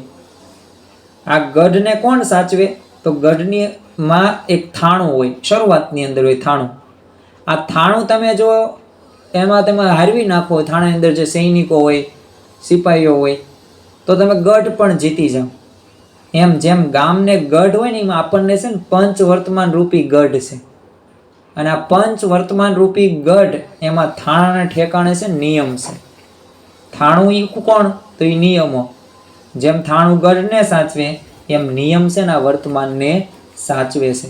તો જેટલા નિયમો આપણા કડક હશે, આમ એ સારધાર રીતે પાળતા હશું ને, એટલા આપણે આગળ વધી શકીશું. શ્રીજી મહારાજ વચરામૃત ગઢડા પ્રથમના 8માં પણ જણાવે છે કે ઇન્દ્રિયોની ક્રિયા છે ને, જો ભગવાન અને તેના ભક્તની સેવાના વિશે રાખે ને, તો અંતઃકરણ શુદ્ધ થાય. અને અનંત કાળના જે પાપ એ જે જીવને વળગ્યા છે તેનો નાશ પણ થઈ જાય. અમુકને જોજો બહુ ખાવું ભાવતું હશે, અમુકને સારું સારું જોવું ગમતું હશે, અમુકને સારી સારી ગંધની એને બહુ તે મજા આવશે. કેમ? આ પૂર્વ જન્મના છે. જેમ કર્મના સિદ્ધાંતોની અંદર આપણે પ્રારબ્ધ, પછી સંચિત કર્મ અને ક્રિયામણ કર્મ, 3 પ્રકારના કર્મો છે આપણે હિન્દુ ધર્મની અંદર આવે છે. પ્રારબ્ધને અનુસાર આપણને સુખ કે દુઃખ આવે છે. તો આ ભક્તને પણ આવી રીતે અનંત જન્મોથી છે ને વળગ્યા છે એ બધાય, એ પંચ વિષયો હોય, ઇન્દ્રિયો હોય. તો એ ભગવાન અને ભગવાનના એવા ભક્ત હોય, એની જો સેવાને અર્થે કરે ને, આ ઇન્દ્રિયો વાપરે, એટલે કે સારું સારું બોલે, ભગવાનના દર્શન કરે, પછી ભગવાનને થાળ ધરાવે અને પછી જમે, અને નિસ્વાદી થોડુંક વર્તમાન પાળે, તો અવશ્ય એનું અંતઃકરણ શુદ્ધ પણ થઈ જાય છે. અને અનંત કાળના જેટલા પણ પાપ ભલે હોય, એ વળગ્યા હોય ને, એ બધાય પણ નાશ થઈ જાય છે. તો જો આ નિયમનો મહિમા છે. અને આ મહિમા ગુણાતીતાનંદ સ્વામી અને શ્રીજી મહારાજ અને આપણી ગુણાતીત ગુરુ પરંપરા જણાવે છે. પ્રમુખ સ્વામી મહારાજ તો કહેતા કે આ નિયમના બંધન એ બંધન નથી, પણ મુક્તિના સાધન છે. તો આપણે જો મુક્તિ દરેકે મેળવવી છે, અક્ષરધામની અંદર દરેકે જવું છે, પણ એના માટે શું જરૂરી છે? નિયમો. તો આ નિયમથી મનની અને અંતરની શુદ્ધિ અવશ્ય થાય છે. આ વચનામૃતની અંદર શ્રીજી મહારાજ તો ત્યાં સુધી કહે છે કે જો નિયમમાં ન રહે ને, તો ગમે તેવો તમે વૈરાગ્યવાન હોય કે જ્ઞાની હોય, પણ તેનો પણ ઠાર રહે નહીં. એટલે એ પણ પંચ વિષયોની અંદર આસક્ત થઈ જાય. તમે ભલે વૈરાગ્યવાન હોય, જ્ઞાની હોય, ગમે એટલા શાસ્ત્રનો અભ્યાસ કર્યો હોય, પણ છતાં પણ તમને એ પંચ વિષયો તમને મૂકે નહીં. સદગુરુ પ્રેમાનંદ સ્વામીને શ્રીજી મહારાજ વિશે અનન્ય કેવી ભક્તિ હતી. બાળપણથી અંદર જ તેઓ એટલા સંગીતની અંદર તેઓ એક્સપર્ટ હતા. આમ તો છે ને મહારાજ એ ત્યાં સમય ઉત્સવની અંદર તેઓ ગયેલા એમ, અને પોતે બાળપણની અંદર એમના માતા પિતાએ પ્રેમાનંદ સ્વામીને સ્વીકારેલા નહીં, એટલે કોઈક મુસ્લિમ વ્યક્તિએ એમને ઉછેરેલા. પણ આ પ્રેમાનંદ સ્વામી જ્યારે જાય છે અને મહારાજની એ હાથીએ બેસેલા હોય છે, ઘોડા ઉપર ને હાથી ને બધા આખા નગરની અંદર ફેરવ્યા, અને ત્યારે શ્રીજી મહારાજે આ બાળક ઉપર દ્રષ્ટિ કરી. અને પછી તો આ બાળક એટલો પૂર્વ સંસ્કાર સારો હશે આનો, તો આ બાળક શ્રીજી મહારાજ પાસે જ રહેશે. પછી ઓલા મુસ્લિમ બધા વ્યક્તિઓ આવે, સગા સંબંધીઓ, પણ છતાં એ માનતો નથી જ તે આ બાળક. અને સામે કહી દેશે કે મારે તો અહીંયા જ રહેવું છે. પછી તો ઓલા સગા સંબંધીના માતા પિતા હતા એને નક્કી કરીને કાં આપણો હતો, ભલે અહીંયા રહે. અને પછી શ્રીજી મહારાજના તેઓ આશ્રિત થયા. એટલું જ નહીં, એમને સંસ્કૃતનો અભ્યાસ કરવા માટે સંગીતની અંદર આગળ વધે એ માટે મહારાજે આજ્ઞા પણ કરી અને પછી તમે ગઢડા આવજો. અને આ ગઢડા આવે છે ને પછી તો પ્રેમાનંદ સ્વામી એમનું નામ પણ પાડ્યું.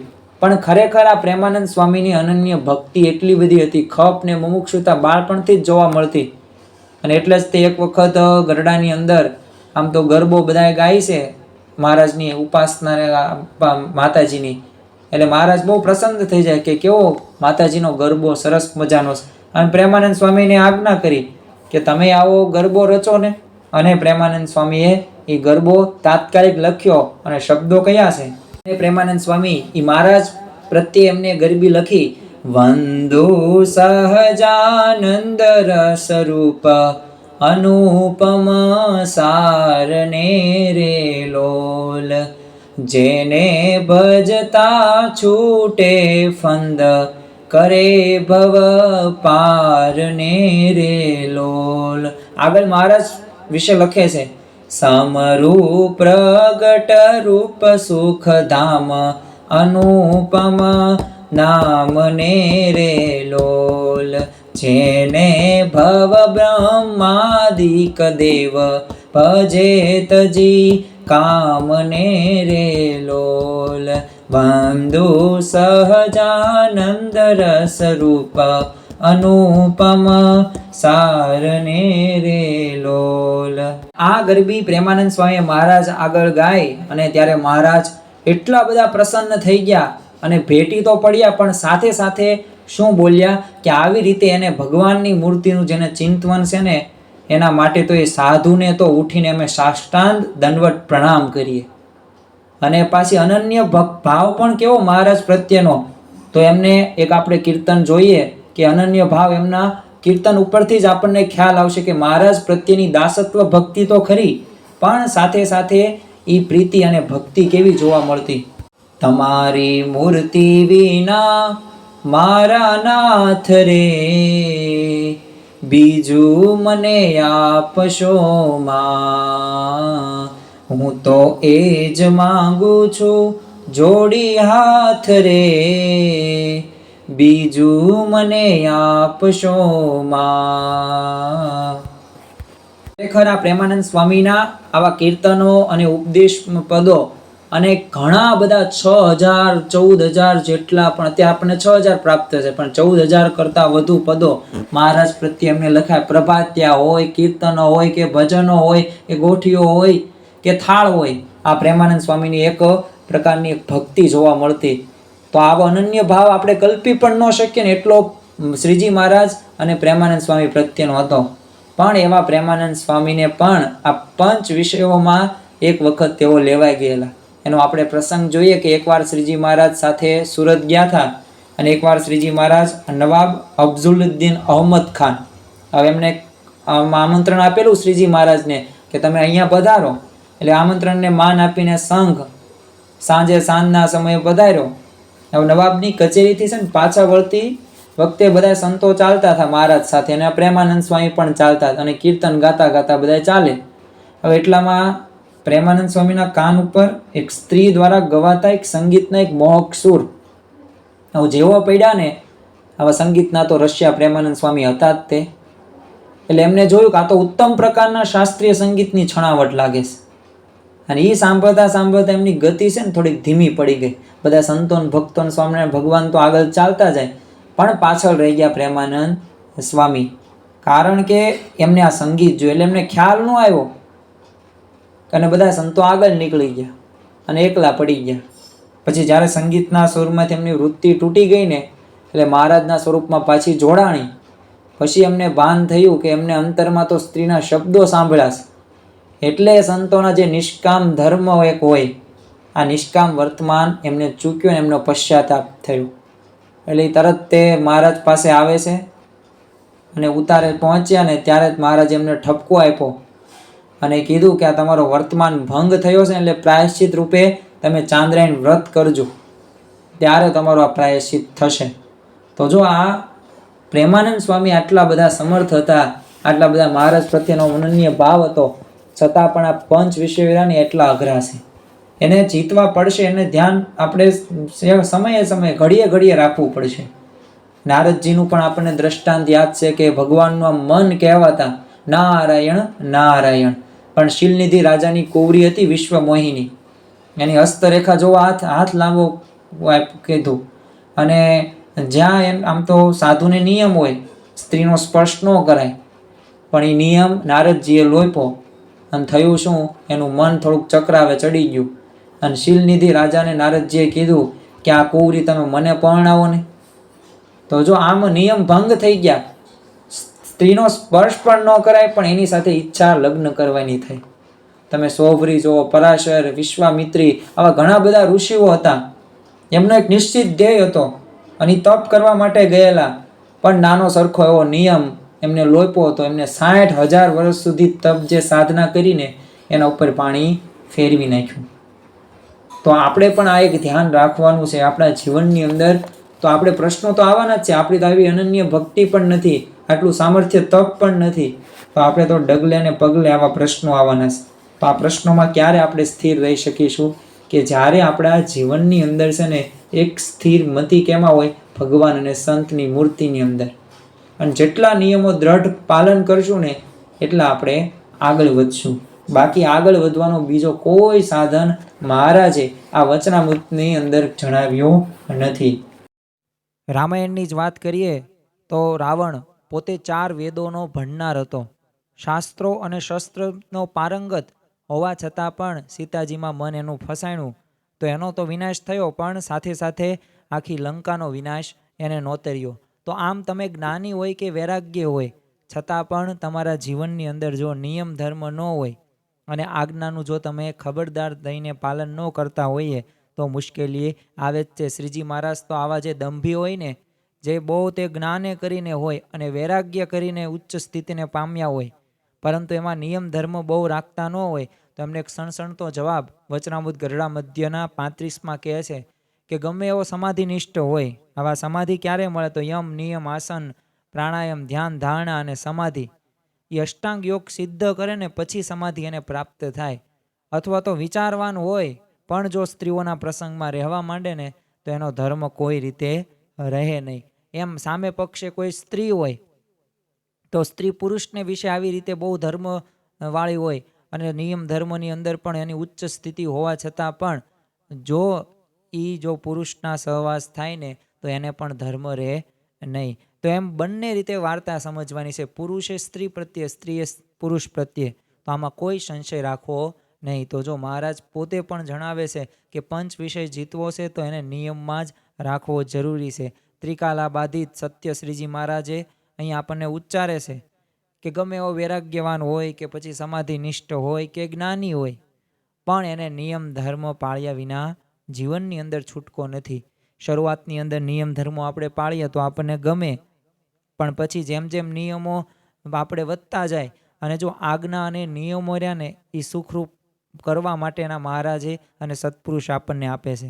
પરંતુ આને આપણે નકારાત્મક રીતે જોઈએ ને તો એ નિયમો પછી આપણને ગમતા નથી. આ વાતની સાથે સાથે આપણે બીજો એક વિચાર પણ કરવાનો છે કે જો આવા મોટા ઋષિ મુનિઓ હોય અને સંતો હોય તો થોડીક શરત ચૂકને લીધે એ જો નિયમ ભંગથી આવા માઠા પરિણામો પ્રાપ્ત થયા હોય તો આપણે તો રોજબરોજ હેતુપૂર્વક આપણે ચલચિત્રો હોય પછી ફિલ્મના ગીતો હોઈએ કે એવા શબ્દો ઉચ્ચારીએ છીએ, તો પછી આપણને ભગવાનના ધામ સુધી પહોંચાડવા દેશે? આવા શું સત્પુરુષનો રાજી પ્રાપ્ત કરવા દેશે?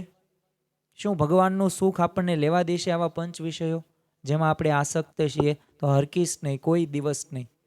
સુખ પણ પ્રાપ્ત નહીં થાય અને બીજાને આપણે સુખી પણ નહીં કરી શકીએ. નિષ્કાંત સ્વામી સાર સિદ્ધિમાં એટલે જ કહ્યું છે કે જેની વિષય કોઠામાં વૃત્તિ વળગી, અહમ મમત્વ રૂપ ખાધી આંબલી, તેને ગોળ સારો કેમ લાગશે, કેમ કહેશે સાકરને ભલી. એટલે કે જેને આંબલી ખાધી છે તો એના દાંત અંબાઈ ગયા છે તો એને ગમે તેવું ગળપણ આપો નહીં લાગે. કેમ? એ પંચ વિષયોની અંદર આસક્ત થયેલો જીવ છે. અને જેમ શરૂઆતની અંદર વાત કરીએ એમ આ પંચ વિષયો રહ્યા એ નરકના દ્વાર સમાન છે. શબ્દ સ્પર્શ રૂપ રસ ગંધ લાગે સારું પણ જેમ શરૂઆતની અંદર જેમ જેમ એનું તમે સંયોગ થતો જાય પછીના પાછળના વર્ષોની અંદર એનો ને એનો તમને દુઃખ પણ લાગશે, પસ્તાવો પણ થશે. ગુણાતીતાનંદ સ્વામીએ 5મા પ્રકરણની 100મી વાતમાં એટલે જ કીધું છે કે નિયમ છે ને વર્તમાનને સાચવે છે. જેમ ગામને ગઢ અને થાણું હોય સાચવે ગઢને, એવી જ રીતે અને જેટલા તમે નિયમ મોળા પાડશો એટલા તમારે ફાફા પડ્યા જાણવા. જો અત્યારે પ્રશ્નો ખાવાનું નથી મળતું એના નથી, ફરવા મળતું એના નથી, પરંતુ આપણે વિવેક ચૂક્યા છીવીને એના પ્રશ્નો છે. આજે તમે ઇન્ટરનેટ સોશિયલ મીડિયાનો ઉપયોગ જો વિવેકપૂર્ણ કરવામાં આવે તો એનો કોઈ પ્રશ્ન જ નથી. પરંતુ વધારે પડતો અતિરેક જ્યારે વ્યક્તિના જીવનની અંદર થઈ જાય છે ને ત્યારે આ પંચ વિષયો હાવી થઈ જાય છે. અત્યારે તો બધી વસ્તુઓ આમ કલ્લો દુનિયા મુઠ્ઠીમાં શું હોય? આપણી હાથમાં ફોન હોય. આ ફોનની અંદર ઇન્ટરનેટના માધ્યમ દ્વારા આપણે આ પંચ વિષયોમાં એટલા બધા આસક્ત થઈ ગયા છીએ કે જે કાર્ય જ્યારે કરવાનું છે ત્યારે થતું નથી. પછી જો આવી પાત્રતા ગમે એવી તમે સેવા ભક્તિ કરો પણ એ પુણ્ય ટકે નહીં, એ ત્યાંથી વય જ જાય. માટે સાધકથી માંડીને કોઈ સિદ્ધ બધાને નિયમ પાળવા અત્યંત આવશ્યક છે. એટલે જ શ્રીજી મહારાજ વચનામૃત ગરડા પ્રથમના 18માં કહે છે. આમ તો વચનામૃતોના એક એક વચનામૃતો તમને કંઈક શિખામણ પ્રેરણા આપે, જીવનમાં ઉદ્ધવગતિ થાય ને એવા વાક્યો છે. એમાં મહારાજ આ નિયમ ધર્મ પંચ વિષય બાબતે ફરી વખત જણાવે છે, ટકોર કરે છે કે અનંત મુક્ત થઈ ગયા અને અનંત થશે. તેમાં જો ઉપાધિમાં રહીને નિર્લેપ રહે ને એવો કોઈ થયો નહીં અને થશે પણ નહીં, અને હમણાં કોઈ નથી. માટે તમે કોટી કલ્પ સુધી પણ સાધન કરીને પણ એવો કોઈ થવાને કોઈ સમર્થ પણ નથી. તો જો આ પંચ વિષયોની અંદર જો આપણે એમાં ને એમાં રહીશું ને તો વાસ્તવમાં શ્રીજી મહારાજની દ્રષ્ટિએ આપણને કોઈ દિવસ પંચ વિષય જીતાશે નહીં. પછી તમે ગમે એટલા સાધનો ન કરો, વ્રત કરો, તપ કરો, જપ કરો, યાત્રા કરો, નામ સ્મરણ કરો, પણ છતાં પણ આ પંચ વિષયો જીતી નહીં શકાય. આ ઉપાધિ એટલે શું? તો પંચ વિષયનો યોગ. આ પંચ વિષય રૂપી એક માયાનું છે ને મોહક અને માદક વાતાવરણ. હવે ગમે એટલી તમે દ્રઢ કરેલી સમજણ ભલે હોય પણ એ પળવાળામાં છે ને પત્તાની જેમ એમ ઉડાડી દેશે. પત્તાનો તમે ગમે એટલો ઢગલો કરો પણ એક પવન આવે ને એટલે બધા પત્તાનો ઢગલો રહ્યો ને નીચે સ્ત્રવી જાય.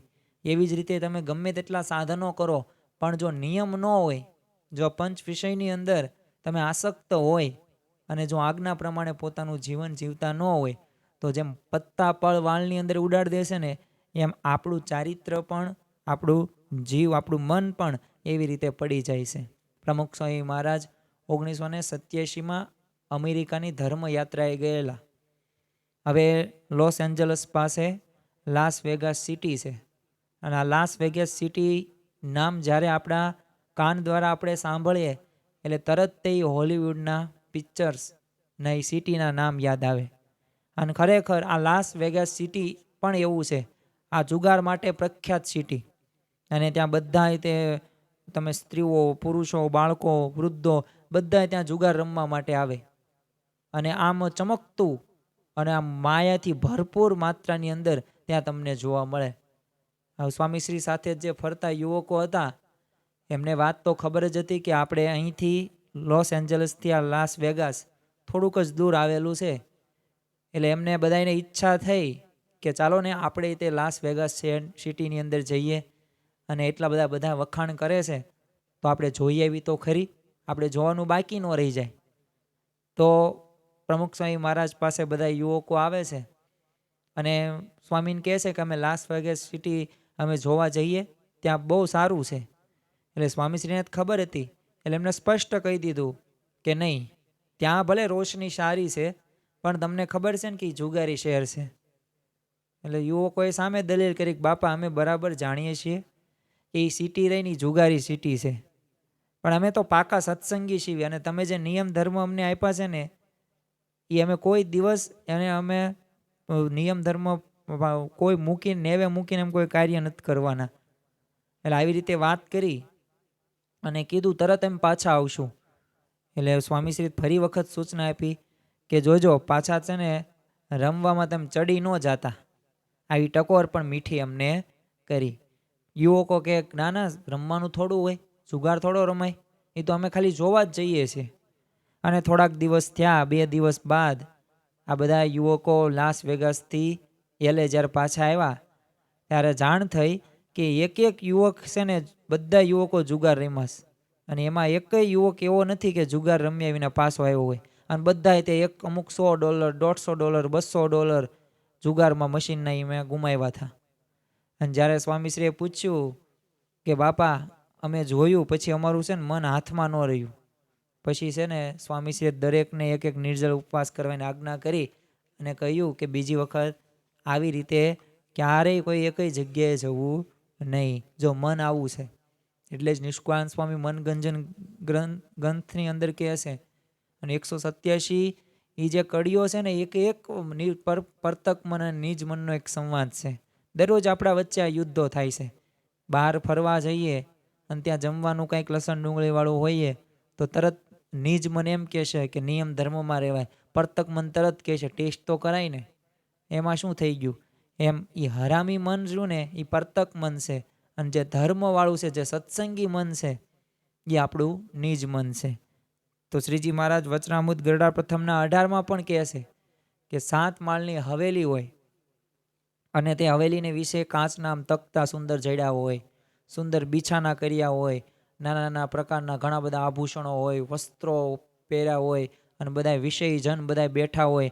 આમ છે ને દારૂના શીશા છે ને આમ પરસ્પર પીવાતા હોય, અને વેશ્યા હોય ને તો થઈ કાન નાચતી હોય. હવે એ સભામાં જઈને જે જણ બેસે ને, અને એનું અંતઃકરણ છે ને બીજી જાતનું થઈ જાય, અને એનું મન વિકાર પામે જ તે. જો મહારાજ બોલે છે, પૂર્ણ પુરુષોત્તમ પરબ્રહ્મ સર્વોપરી ભગવાન સ્વામિનારાયણ, કે એનું વિષય મન ન હોય ને તોય થઈ જાય. મનમાં વિકાર આવે જ તે. એક છે ને અઠંગ દારૂડિયો, બહુ દારૂ પીવે દરરોજ, અને ઘણા બધા પૈસા એની અંદર એને વાપરેલા.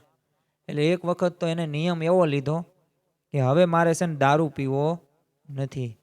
એટલે એવો નિયમ દ્રઢતા રાખીને તો 6 મહિના સુધી દારૂ ન પીધો. એટલે આ દારૂડિયાને વિચાર આવ્યો કે આ 6 મહિનાથી હું આ નિયમ પાળું છું દ્રઢપણે, તો ચાલો ને આપણે થોડીક પરીક્ષા તો લઈએ કે હું કેટલું દ્રઢ છું. એટલે ચકાસવા માટે એ તો જ્યાં દારૂનો પીઠો હતો ને ત્યાં ગયો. એટલે દારૂ પીવાની મનમાં એને ઈચ્છા ન થઈ. એટલે એ કહે કે હજી થોડુંક મનને તપાસીએ કેવી દ્રઢતા મેં કરેલી 6 મહિનેથી. એટલે હવે તો છે ને એ અંદર ટેબલ ઉપર બેઠો, તોય મનમાં કાંઈ ઈચ્છા ન થઈ. એટલે એને જ કીધું કે હા મેં દારૂ તોય મને ઈચ્છા નથી થતી. વાહ, મેં તો બહુ દ્રઢતા સારી રાખી. આગળના લેવલ ઉપર ગયો, એને દારૂ મગાવ્યો, એટલે તોય એને ઈચ્છા કાંઈ ન થઈ. પછી ગ્લાસમાં એ દારૂ ગ્લાસમાં ભર્યો અને સામે દેખાડ્યો, એટલે હજી તો આમ હાથમાં પકડે ને એવી રીતે તેટલી જ તે વાર હતી. તોય એને હાથે લાંબો ન કર્યો. મનમાં એવી કંઈ ઈચ્છા ન થઈ કે મારે આ જે આમાં મેં દારૂ મગાવ્યો છે, આમાં મેં ગ્લાસની અંદર પણ ભર્યો છે તો હું પી લઉં. અને એની ઈચ્છા ન થઈ તો એટલો બધો એને રાજી થઈ ગયો ને કે ઓહો, હું દારૂ સામે આવી ગયો છું, દારૂ મારી સામે છે, છતાં હું આટલું બધું દ્રઢતાથી આગળ વધ્યો અને મેં દારૂ નથી પીધો એટલો. અને એટલો બધો ખુશ થઈ ગયો ને તો ખુશીમાં હે ને એ ગ્લાસ 2-3 ઘટાવી ગયો. તો જો નિયમ તો એને તોડી નાખ્યો. આવું આપણા જીવનની અંદર છે. એટલે જ શ્રીજી મહારાજ વચનામૃત ગરડા અંત્યના 38માં કહે છે કે વિષયના સંબંધથી તો છેટે રહેવું, એનો સંબંધ પોતાના નિયમનો ત્યાગ કરીને થવા દેવો નહીં. ને જો વિષયનો સંબંધ કરવા માંડે તો એનો ઠાર રહે નહીં. અને એ વાત છે સિદ્ધાંતની વાર્તા સ્વામિનારાયણ ભગવાને આ વચનામૃતની અંદર કીધું. એટલે જ કબીરજી કહે છે ને કે મન ગયા તો જાને દો, ગહી કે રાખું શરીર. મન ગયા તો જાને દો, ગહી કે રાખું શરીર. ઉતરા રોદ કમાન કા, ક્યોં કર લાગે તીર. એટલે નિયમમાં સિદ્ધાંત જે છે ને, એ સિદ્ધાંત એ છે કે મનને કોઈ દિવસ આપણે સરકવા દેવાનું નથી. નિયમ ધર્મની દ્રઢતા એટલી રાખવાની છે કે આપણા જીવનની અંદર સારી પરિસ્થિતિ કે નરસી પરિસ્થિતિમાં પણ આપણે સ્થિર રહી શકીએ. જો ધનુષ્યની એક જેમ પણછ ઉતરી જાય તો જો તીર લાગતું નથી, તેમ મન સાથે શરીર નહીં જવાથી પાપ અનર્થ થતા નથી. કેટલાક છે ને ફાફા મારતા હોય કે અમને કોઈ વાંધો ન આવે, તો સમજવું કે ત્યારથી વાંધો શરૂ થઈ ગયો. કારણ કે એમાં હું તમે અભિમાન કર્યું. અને અભિમાન જે વ્યક્તિ કરે ને, સમજી લેવાનું નિયમમાં પડવાનું જ છે. કારણ કે થોડીક પણ તમે ગાફલાઈ રાખશો ને તો એ જે પંચ વિષયો એટલા સર્વશક્તિમાન છે કે તમારું ધનોત્પનોત વિનાશ કરી નાખશે. ઈસવીસન 1912માં નિર્માણ પામેલી 882 ફૂટ લાંબી અને 104 ફૂટ ઊંચી વિશ્વની સૌથી મોટી અને મોંઘી એ બ્રિટિશ સ્ટીમર ટાઇટેનિક હતી. હવે એ તો અનસિંકેબલ હતી અને કોઈ દિવસ ડૂબે નહીં ને એવી હતી. અને અમીરો લોકો અને બધા એમાં બધા મુસાફરી કરે, હજારો લાખો રૂપિયા એની ફીસ ચાર્જ. અને આમ તમે જુઓ ને કે ઘર હોય ને એના કરતાં પણ વિશેષ સુવિધા ત્યાં તમને મળતી. પરંતુ અકસ્માત નડે નહીં, ડૂબે નહીં, કાંઈ વાંધો ન આવે, આવું બધા એને અભિમાન હતું. એ બનાવનાર કંપનીને પણ હતું, એ જહાજ જે હાંકનાર હતો કેપ્ટન એને પણ આવું અભિમાન હતું. તો ગાફલાઈ શું થઈ? તો ગાફલાઈને લીધે એનો પ્રથમ પ્રવાસમાં જ તે 1500 મુસાફરો સાથે એને પાણીને તળિયે ગરકાવ થઈ ગઈ. અને એ ટાઇટેનિકની અંદર ઘણા બધા પ્રતિષ્ઠિત વ્યક્તિઓ, કરોડોપતિ, અબજોપતિઓ મુસાફરી કરી હતી, પણ એ બધાનું મૃત્યુ થઈ ગયું. તો જો થોડીક પણ ગાફલાઈ છે ને એ વ્યક્તિને આ હદ સુધી એનો વિનાશ નોતરે છે. અધ્યાત્મ માર્ગમાંય પણ તમે નાની સરખી ગાફલાઈ રહીને સાપસીણ રમત જેમ તમે ઉપર હોય ને તરત હેઠા પડી જાઓ. અને એવું ન થાય ને તો એ માટે શ્રીજી મહારાજ વચરામૃત પંચાળના 3જામ કહે છે કે ઇન્દ્રિયો અંતઃકરણને પંચવર્તમાનના નિયમરૂપ જે પાંજરું તથા બેડી તેમાં રાખીને ભગવાનની ભક્તિ કરાવવી, પણ એને વિશે ગુણ ન લેવો ને એનો ગુણ લેતો ભગવાનના દર્શન સ્પર્શાદિકને વિશે સુખ મનાવતે થકે જો સ્ત્રીયાદિકને વિશે કોઈ સુખ મનાવી દે તો એનું કર્યું કરાવ્યું સર્વે વ્યર્થ થઈ જાય. જેમ જાજો દારૂનો ઢગલો હોય ને તેમાં એક અગ્નિનો તણખો પડ્યો હોય તો તે દારૂ સર્વે ભસ્મ થઈ જાય છે, તેમ એનું કાંઈ ઠેકાણું રહેતું નથી. તો જો પંચ વર્તમાન જે રૂપે આપણી ઇન્દ્રિયો અંતઃકરણ છે એને બેડીમાં રાખવાની છે, એટલે કે એને જકડી રાખવાની છે, એને પૂરી રાખવાની છે. અને જો એને તમે પૂરશો નહીં તો થોડુંક પણ ગાફલા 1-2% થઈ જશે. તમને શબ્દ, સ્પર્શ, રૂપ, રસ, ગંધની અંદર થોડીક આસક્તિ આવી ગઈ એટલે સમજી લેવાનું તમારી ભક્તિ ગમે તેટલી ભલે સારી હોય, તમારો વિનાશ નોતર્યા વિના રહેશે નહીં. કાળા તળાવના છે ને રવજી સુતારને શ્રીજી મહારાજ જ્યારે રામાનંદ સ્વામી પાસે જોયેલા ને ત્યારથી એમનું મન એને જોઈને આમ ઠરી ગયું હતું. પણ વળી રામાનંદ સ્વામીએ પ્રમાણ આપ્યું હતું કે રવજી સુતાર છે ને બાળ બ્રહ્મચારી છે. એટલે મહારાજે પોતાનું ઐશ્વર્ય આપીને રવજીને કચ્છ દેશની અંદર સત્સંગ કરાવવાની આજ્ઞા કરી અને કીધું કે જાઓ તમે અમારી સર્વોપરિતાની વાતો બધી કરો કચ્છની અંદર, અને બધા મુમુક્ષુ જીવોનું કલ્યાણ થશે અને અમારો આશ્રય કરશે તો, અને આત્યંતિક કલ્યાણ પણ થશે. એટલે આ સાથે સાથે એવું પણ કીધું કે જેવો અમારો પ્રતાપ છે ને તેવો તમારો પ્રતાપ થશે, પણ તમે 4 વાના કરશો નહીં. મહારાજ અહીંયા છે ને ડિક્લેરેશન કહે છે, વોર્નિંગ આપે છે કે અમારો જેવો પ્રતાપ છે ને એવો તમારો જ થશે, પણ 4 વાના કરશો નહીં. તે 4 વાના એટલે પોતાને ભગવાન માનવું નહીં, આ પહેલું. બીજું, ઝીણા વસ્ત્રો પહેરવા નહીં. ત્રીજું, કોઈએ રાંધી આપેલ થાળ જમવો નહીં. અને ચોથું, બાઈઓની સભામાં વાતો કરવી નહીં. આ 4 વાના વોર્નિંગ મહારાજે દીધેલી કે તમે આ 4 વસ્તુ કરતા નહીં. અમારા જેવું સામર્થ્ય તમારામાં આવશે. પણ રવજી સુતારે તો થોડા જ સમયની અંદર 4 આજ્ઞાઓ લોપ નાખી. એટલે મહારાજે ઐશ્વર્ય પછી પાછું ખેંચી લીધું. એટલે બધાને સમાધિ કરાવનાર એ રવજી સુતાર રહ્યા ને એ હળ આંકતા પછી થઈ ગયા. તો એમ જો ભગવાન અને સંત આપણને જે મળ્યા છે ને એમનામાં આપણે દ્રઢ નિષ્ઠા રાખવાની છે, એટલું જ નહીં પણ સાથે સાથે એમના જીવનમાંથી આપણે શીખવાનું છે. એ જે આજ્ઞા કરે છે, નિયમો બાંધે છે, એ સાચા છે, આપણા ભલા માટે છે. એ જેટલું પણ આપણે દ્રઢપણે માનીશું ને એટલા જીવનમાં આપણે આગળ વધશું. એટલે જો જેમ ટ્રાફિકના નિયમો રહ્યા એ પાળવા માટે અનિવાર્ય છે, અને જો એ તમે ટ્રાફિકના નિયમો ન પાળો તો શું થાય? એક્સિડન્ટ થાય. અને અમેરિકાના પ્રેસિડન્ટ લંડન જાય તો તેઓ પોતાની ગાડી જો અમેરિકન નિયમ મુજબ જમણી બાજુ ન ચલાવી શકે, ડાબી બાજુ જ ચલાવવી પડે. એમ છે ને આપણે અધ્યાત્મ માર્ગની અંદર તે કે પંચ વિષયને જીતવા માટે નાના મોટા, ત્યાગી, ગૃહી આ બધાય નિયમ પાળવાના છે. અને આ નિયમો આપણા સુખ માટે છે, આપણા હિત માટે છે. પણ જેટલી સમજણ દ્રઢ હશે ને એટલા આપણે નિયમો વિશેષ પાળી શકીશું. હવે કોઈ નદીના કિનારા હોય એ એમ કે ના ના આ તો મારા માટે બંધન છે કિનારા, તો એ નદીનું કાંઈ અસ્તિત્વ નહીં રહે. એ શું થઈ જાય છે, નદી બધે પાણી આખા ગામની અંદર વહી જાય છે અને ખાબોચિયા જેવું થઈ જશે. કોઈ કોઈ વૃક્ષના મૂળિયા એમ કહે તો આ મૂળ તો મારા માટે બંધન છે. તો જો હકીકતમાં મૂળ એના માટે બંધન નથી. જો મૂળ નહીં હોય ને તો એ વૃક્ષ ટકી પણ નહીં શકે. થોડોક એવો પવન આવશે ને વૃક્ષ પડી જશે અને ફળ પણ નહીં મળે. કોઈ માછલીઓ હોય અને એમ કહે કે હું થોડો પાણીમાં રહું, મને તરતા આવડે છે ને હું તો પાણી બહાર પણ ફરી શકું, આ તો મારી માટે નિયમ છે. તો જો માછલી એ દરિયા બહાર જશે, પાણી બહાર જશે ને તો તરફડીને મરી જશે. બસ એવી જ રીતે આપણા જીવનની અંદર નિયમો આટલા અગત્યના છે. આ નિયમો આપણને ગમતા નથી, પણ વાસ્તવમાં એ નિયમ રહ્યા ને એ બંધન નથી પણ મુક્તિના સાધન છે. પ્રમુખ સ્વામી મહારાજ ઘણી વખત આવું કહેતા. તો એમનામ તો કહેતા નહીં હોય, સત્પુરુષના વાક્યો રહ્યા ને એ લોઢામાં આમ લીટો છે ને એવા વાક્યો સાચા છે. હવે આપણે આ પંચ વિષયો જીતવા કઈ રીતે એને વિશે જોયું. તો હવે આ નિયમથી આ પંચ વિષય કેવી રીતે જીતાઈશ, નિયમની પણ થોડીક અગત્યતા આપણે સમજવી જોઈએ.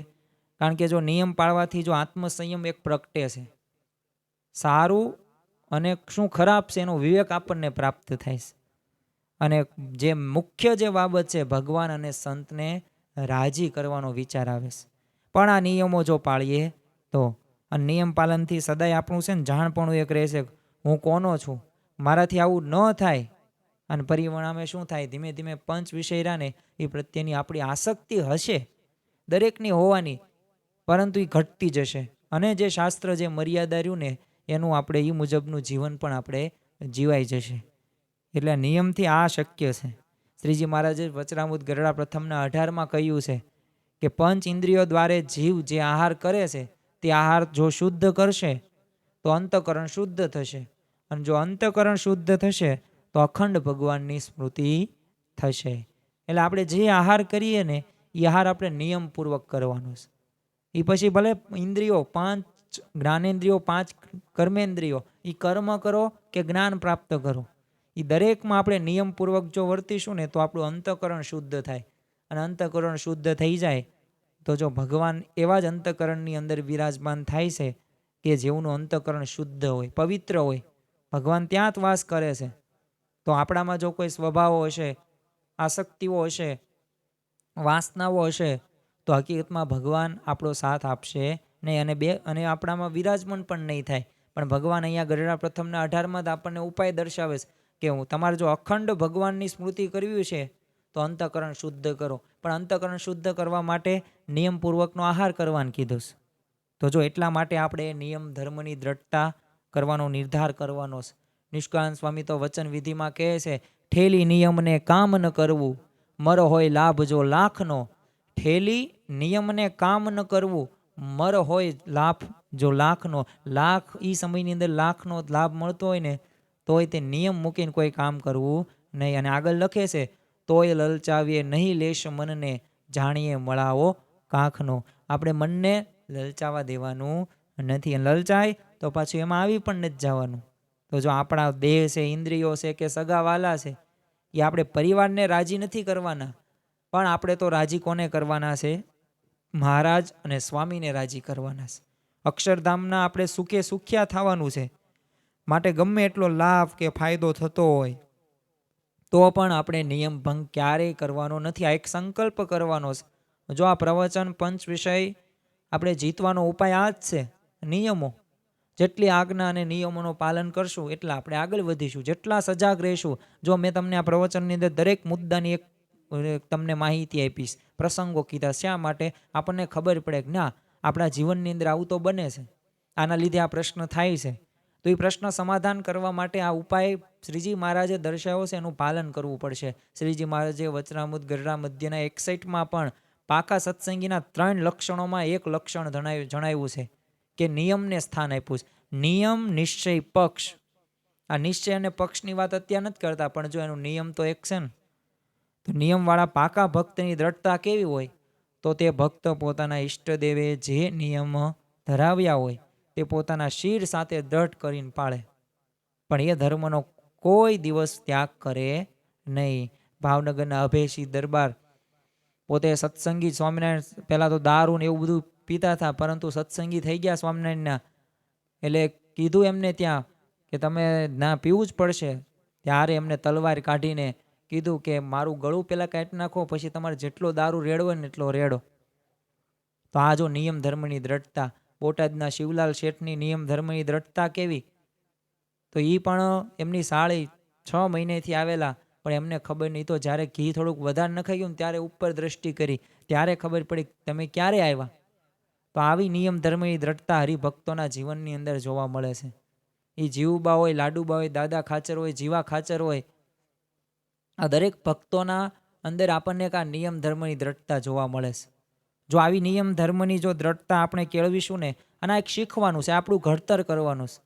અને આ જો આ દેહ મળ્યો છે ને મનુષ્ય, તો આ શીખવા માટે આ બધું આપણે શાસ્ત્રોનું જ્ઞાન હશે, આ વચનામૃતોના કોટેશન જે વાક્યો એ પ્રમાણે જો આપણે સાંભળીશું, જીવનમાં ઉતારીશું ને, તો એ ઘડતર આપણું થશે અને તો આપણે આગળ વધીશું. તો આ કરવાનું છે, માટે કેળવવાનું છે ને. પંચ ઇન્દ્રિયો જે રહીને એને વશમાં વર્તવાનું છે. જો તમે ટીવીનું રિમોટ છે ને તમારી પાસે હોય ને, તો તમે ગમે તે ચેનલ ફેરવી શકો તમને મનગમતી, પણ બીજાને આપી દો તો પછી તમને સુખ એટલું બધું આવે નહીં. એમ છે ને, પંચ ઇન્દ્રિયો રહીને કોઈક સારું બોલે ને કોઈક સારું દ્રશ્ય દેખાડે એમાં આપણે લોલુપ થવાનું નથી. પંચ ઇન્દ્રિયોને આપણે કાબૂમાં રાખવાના છે.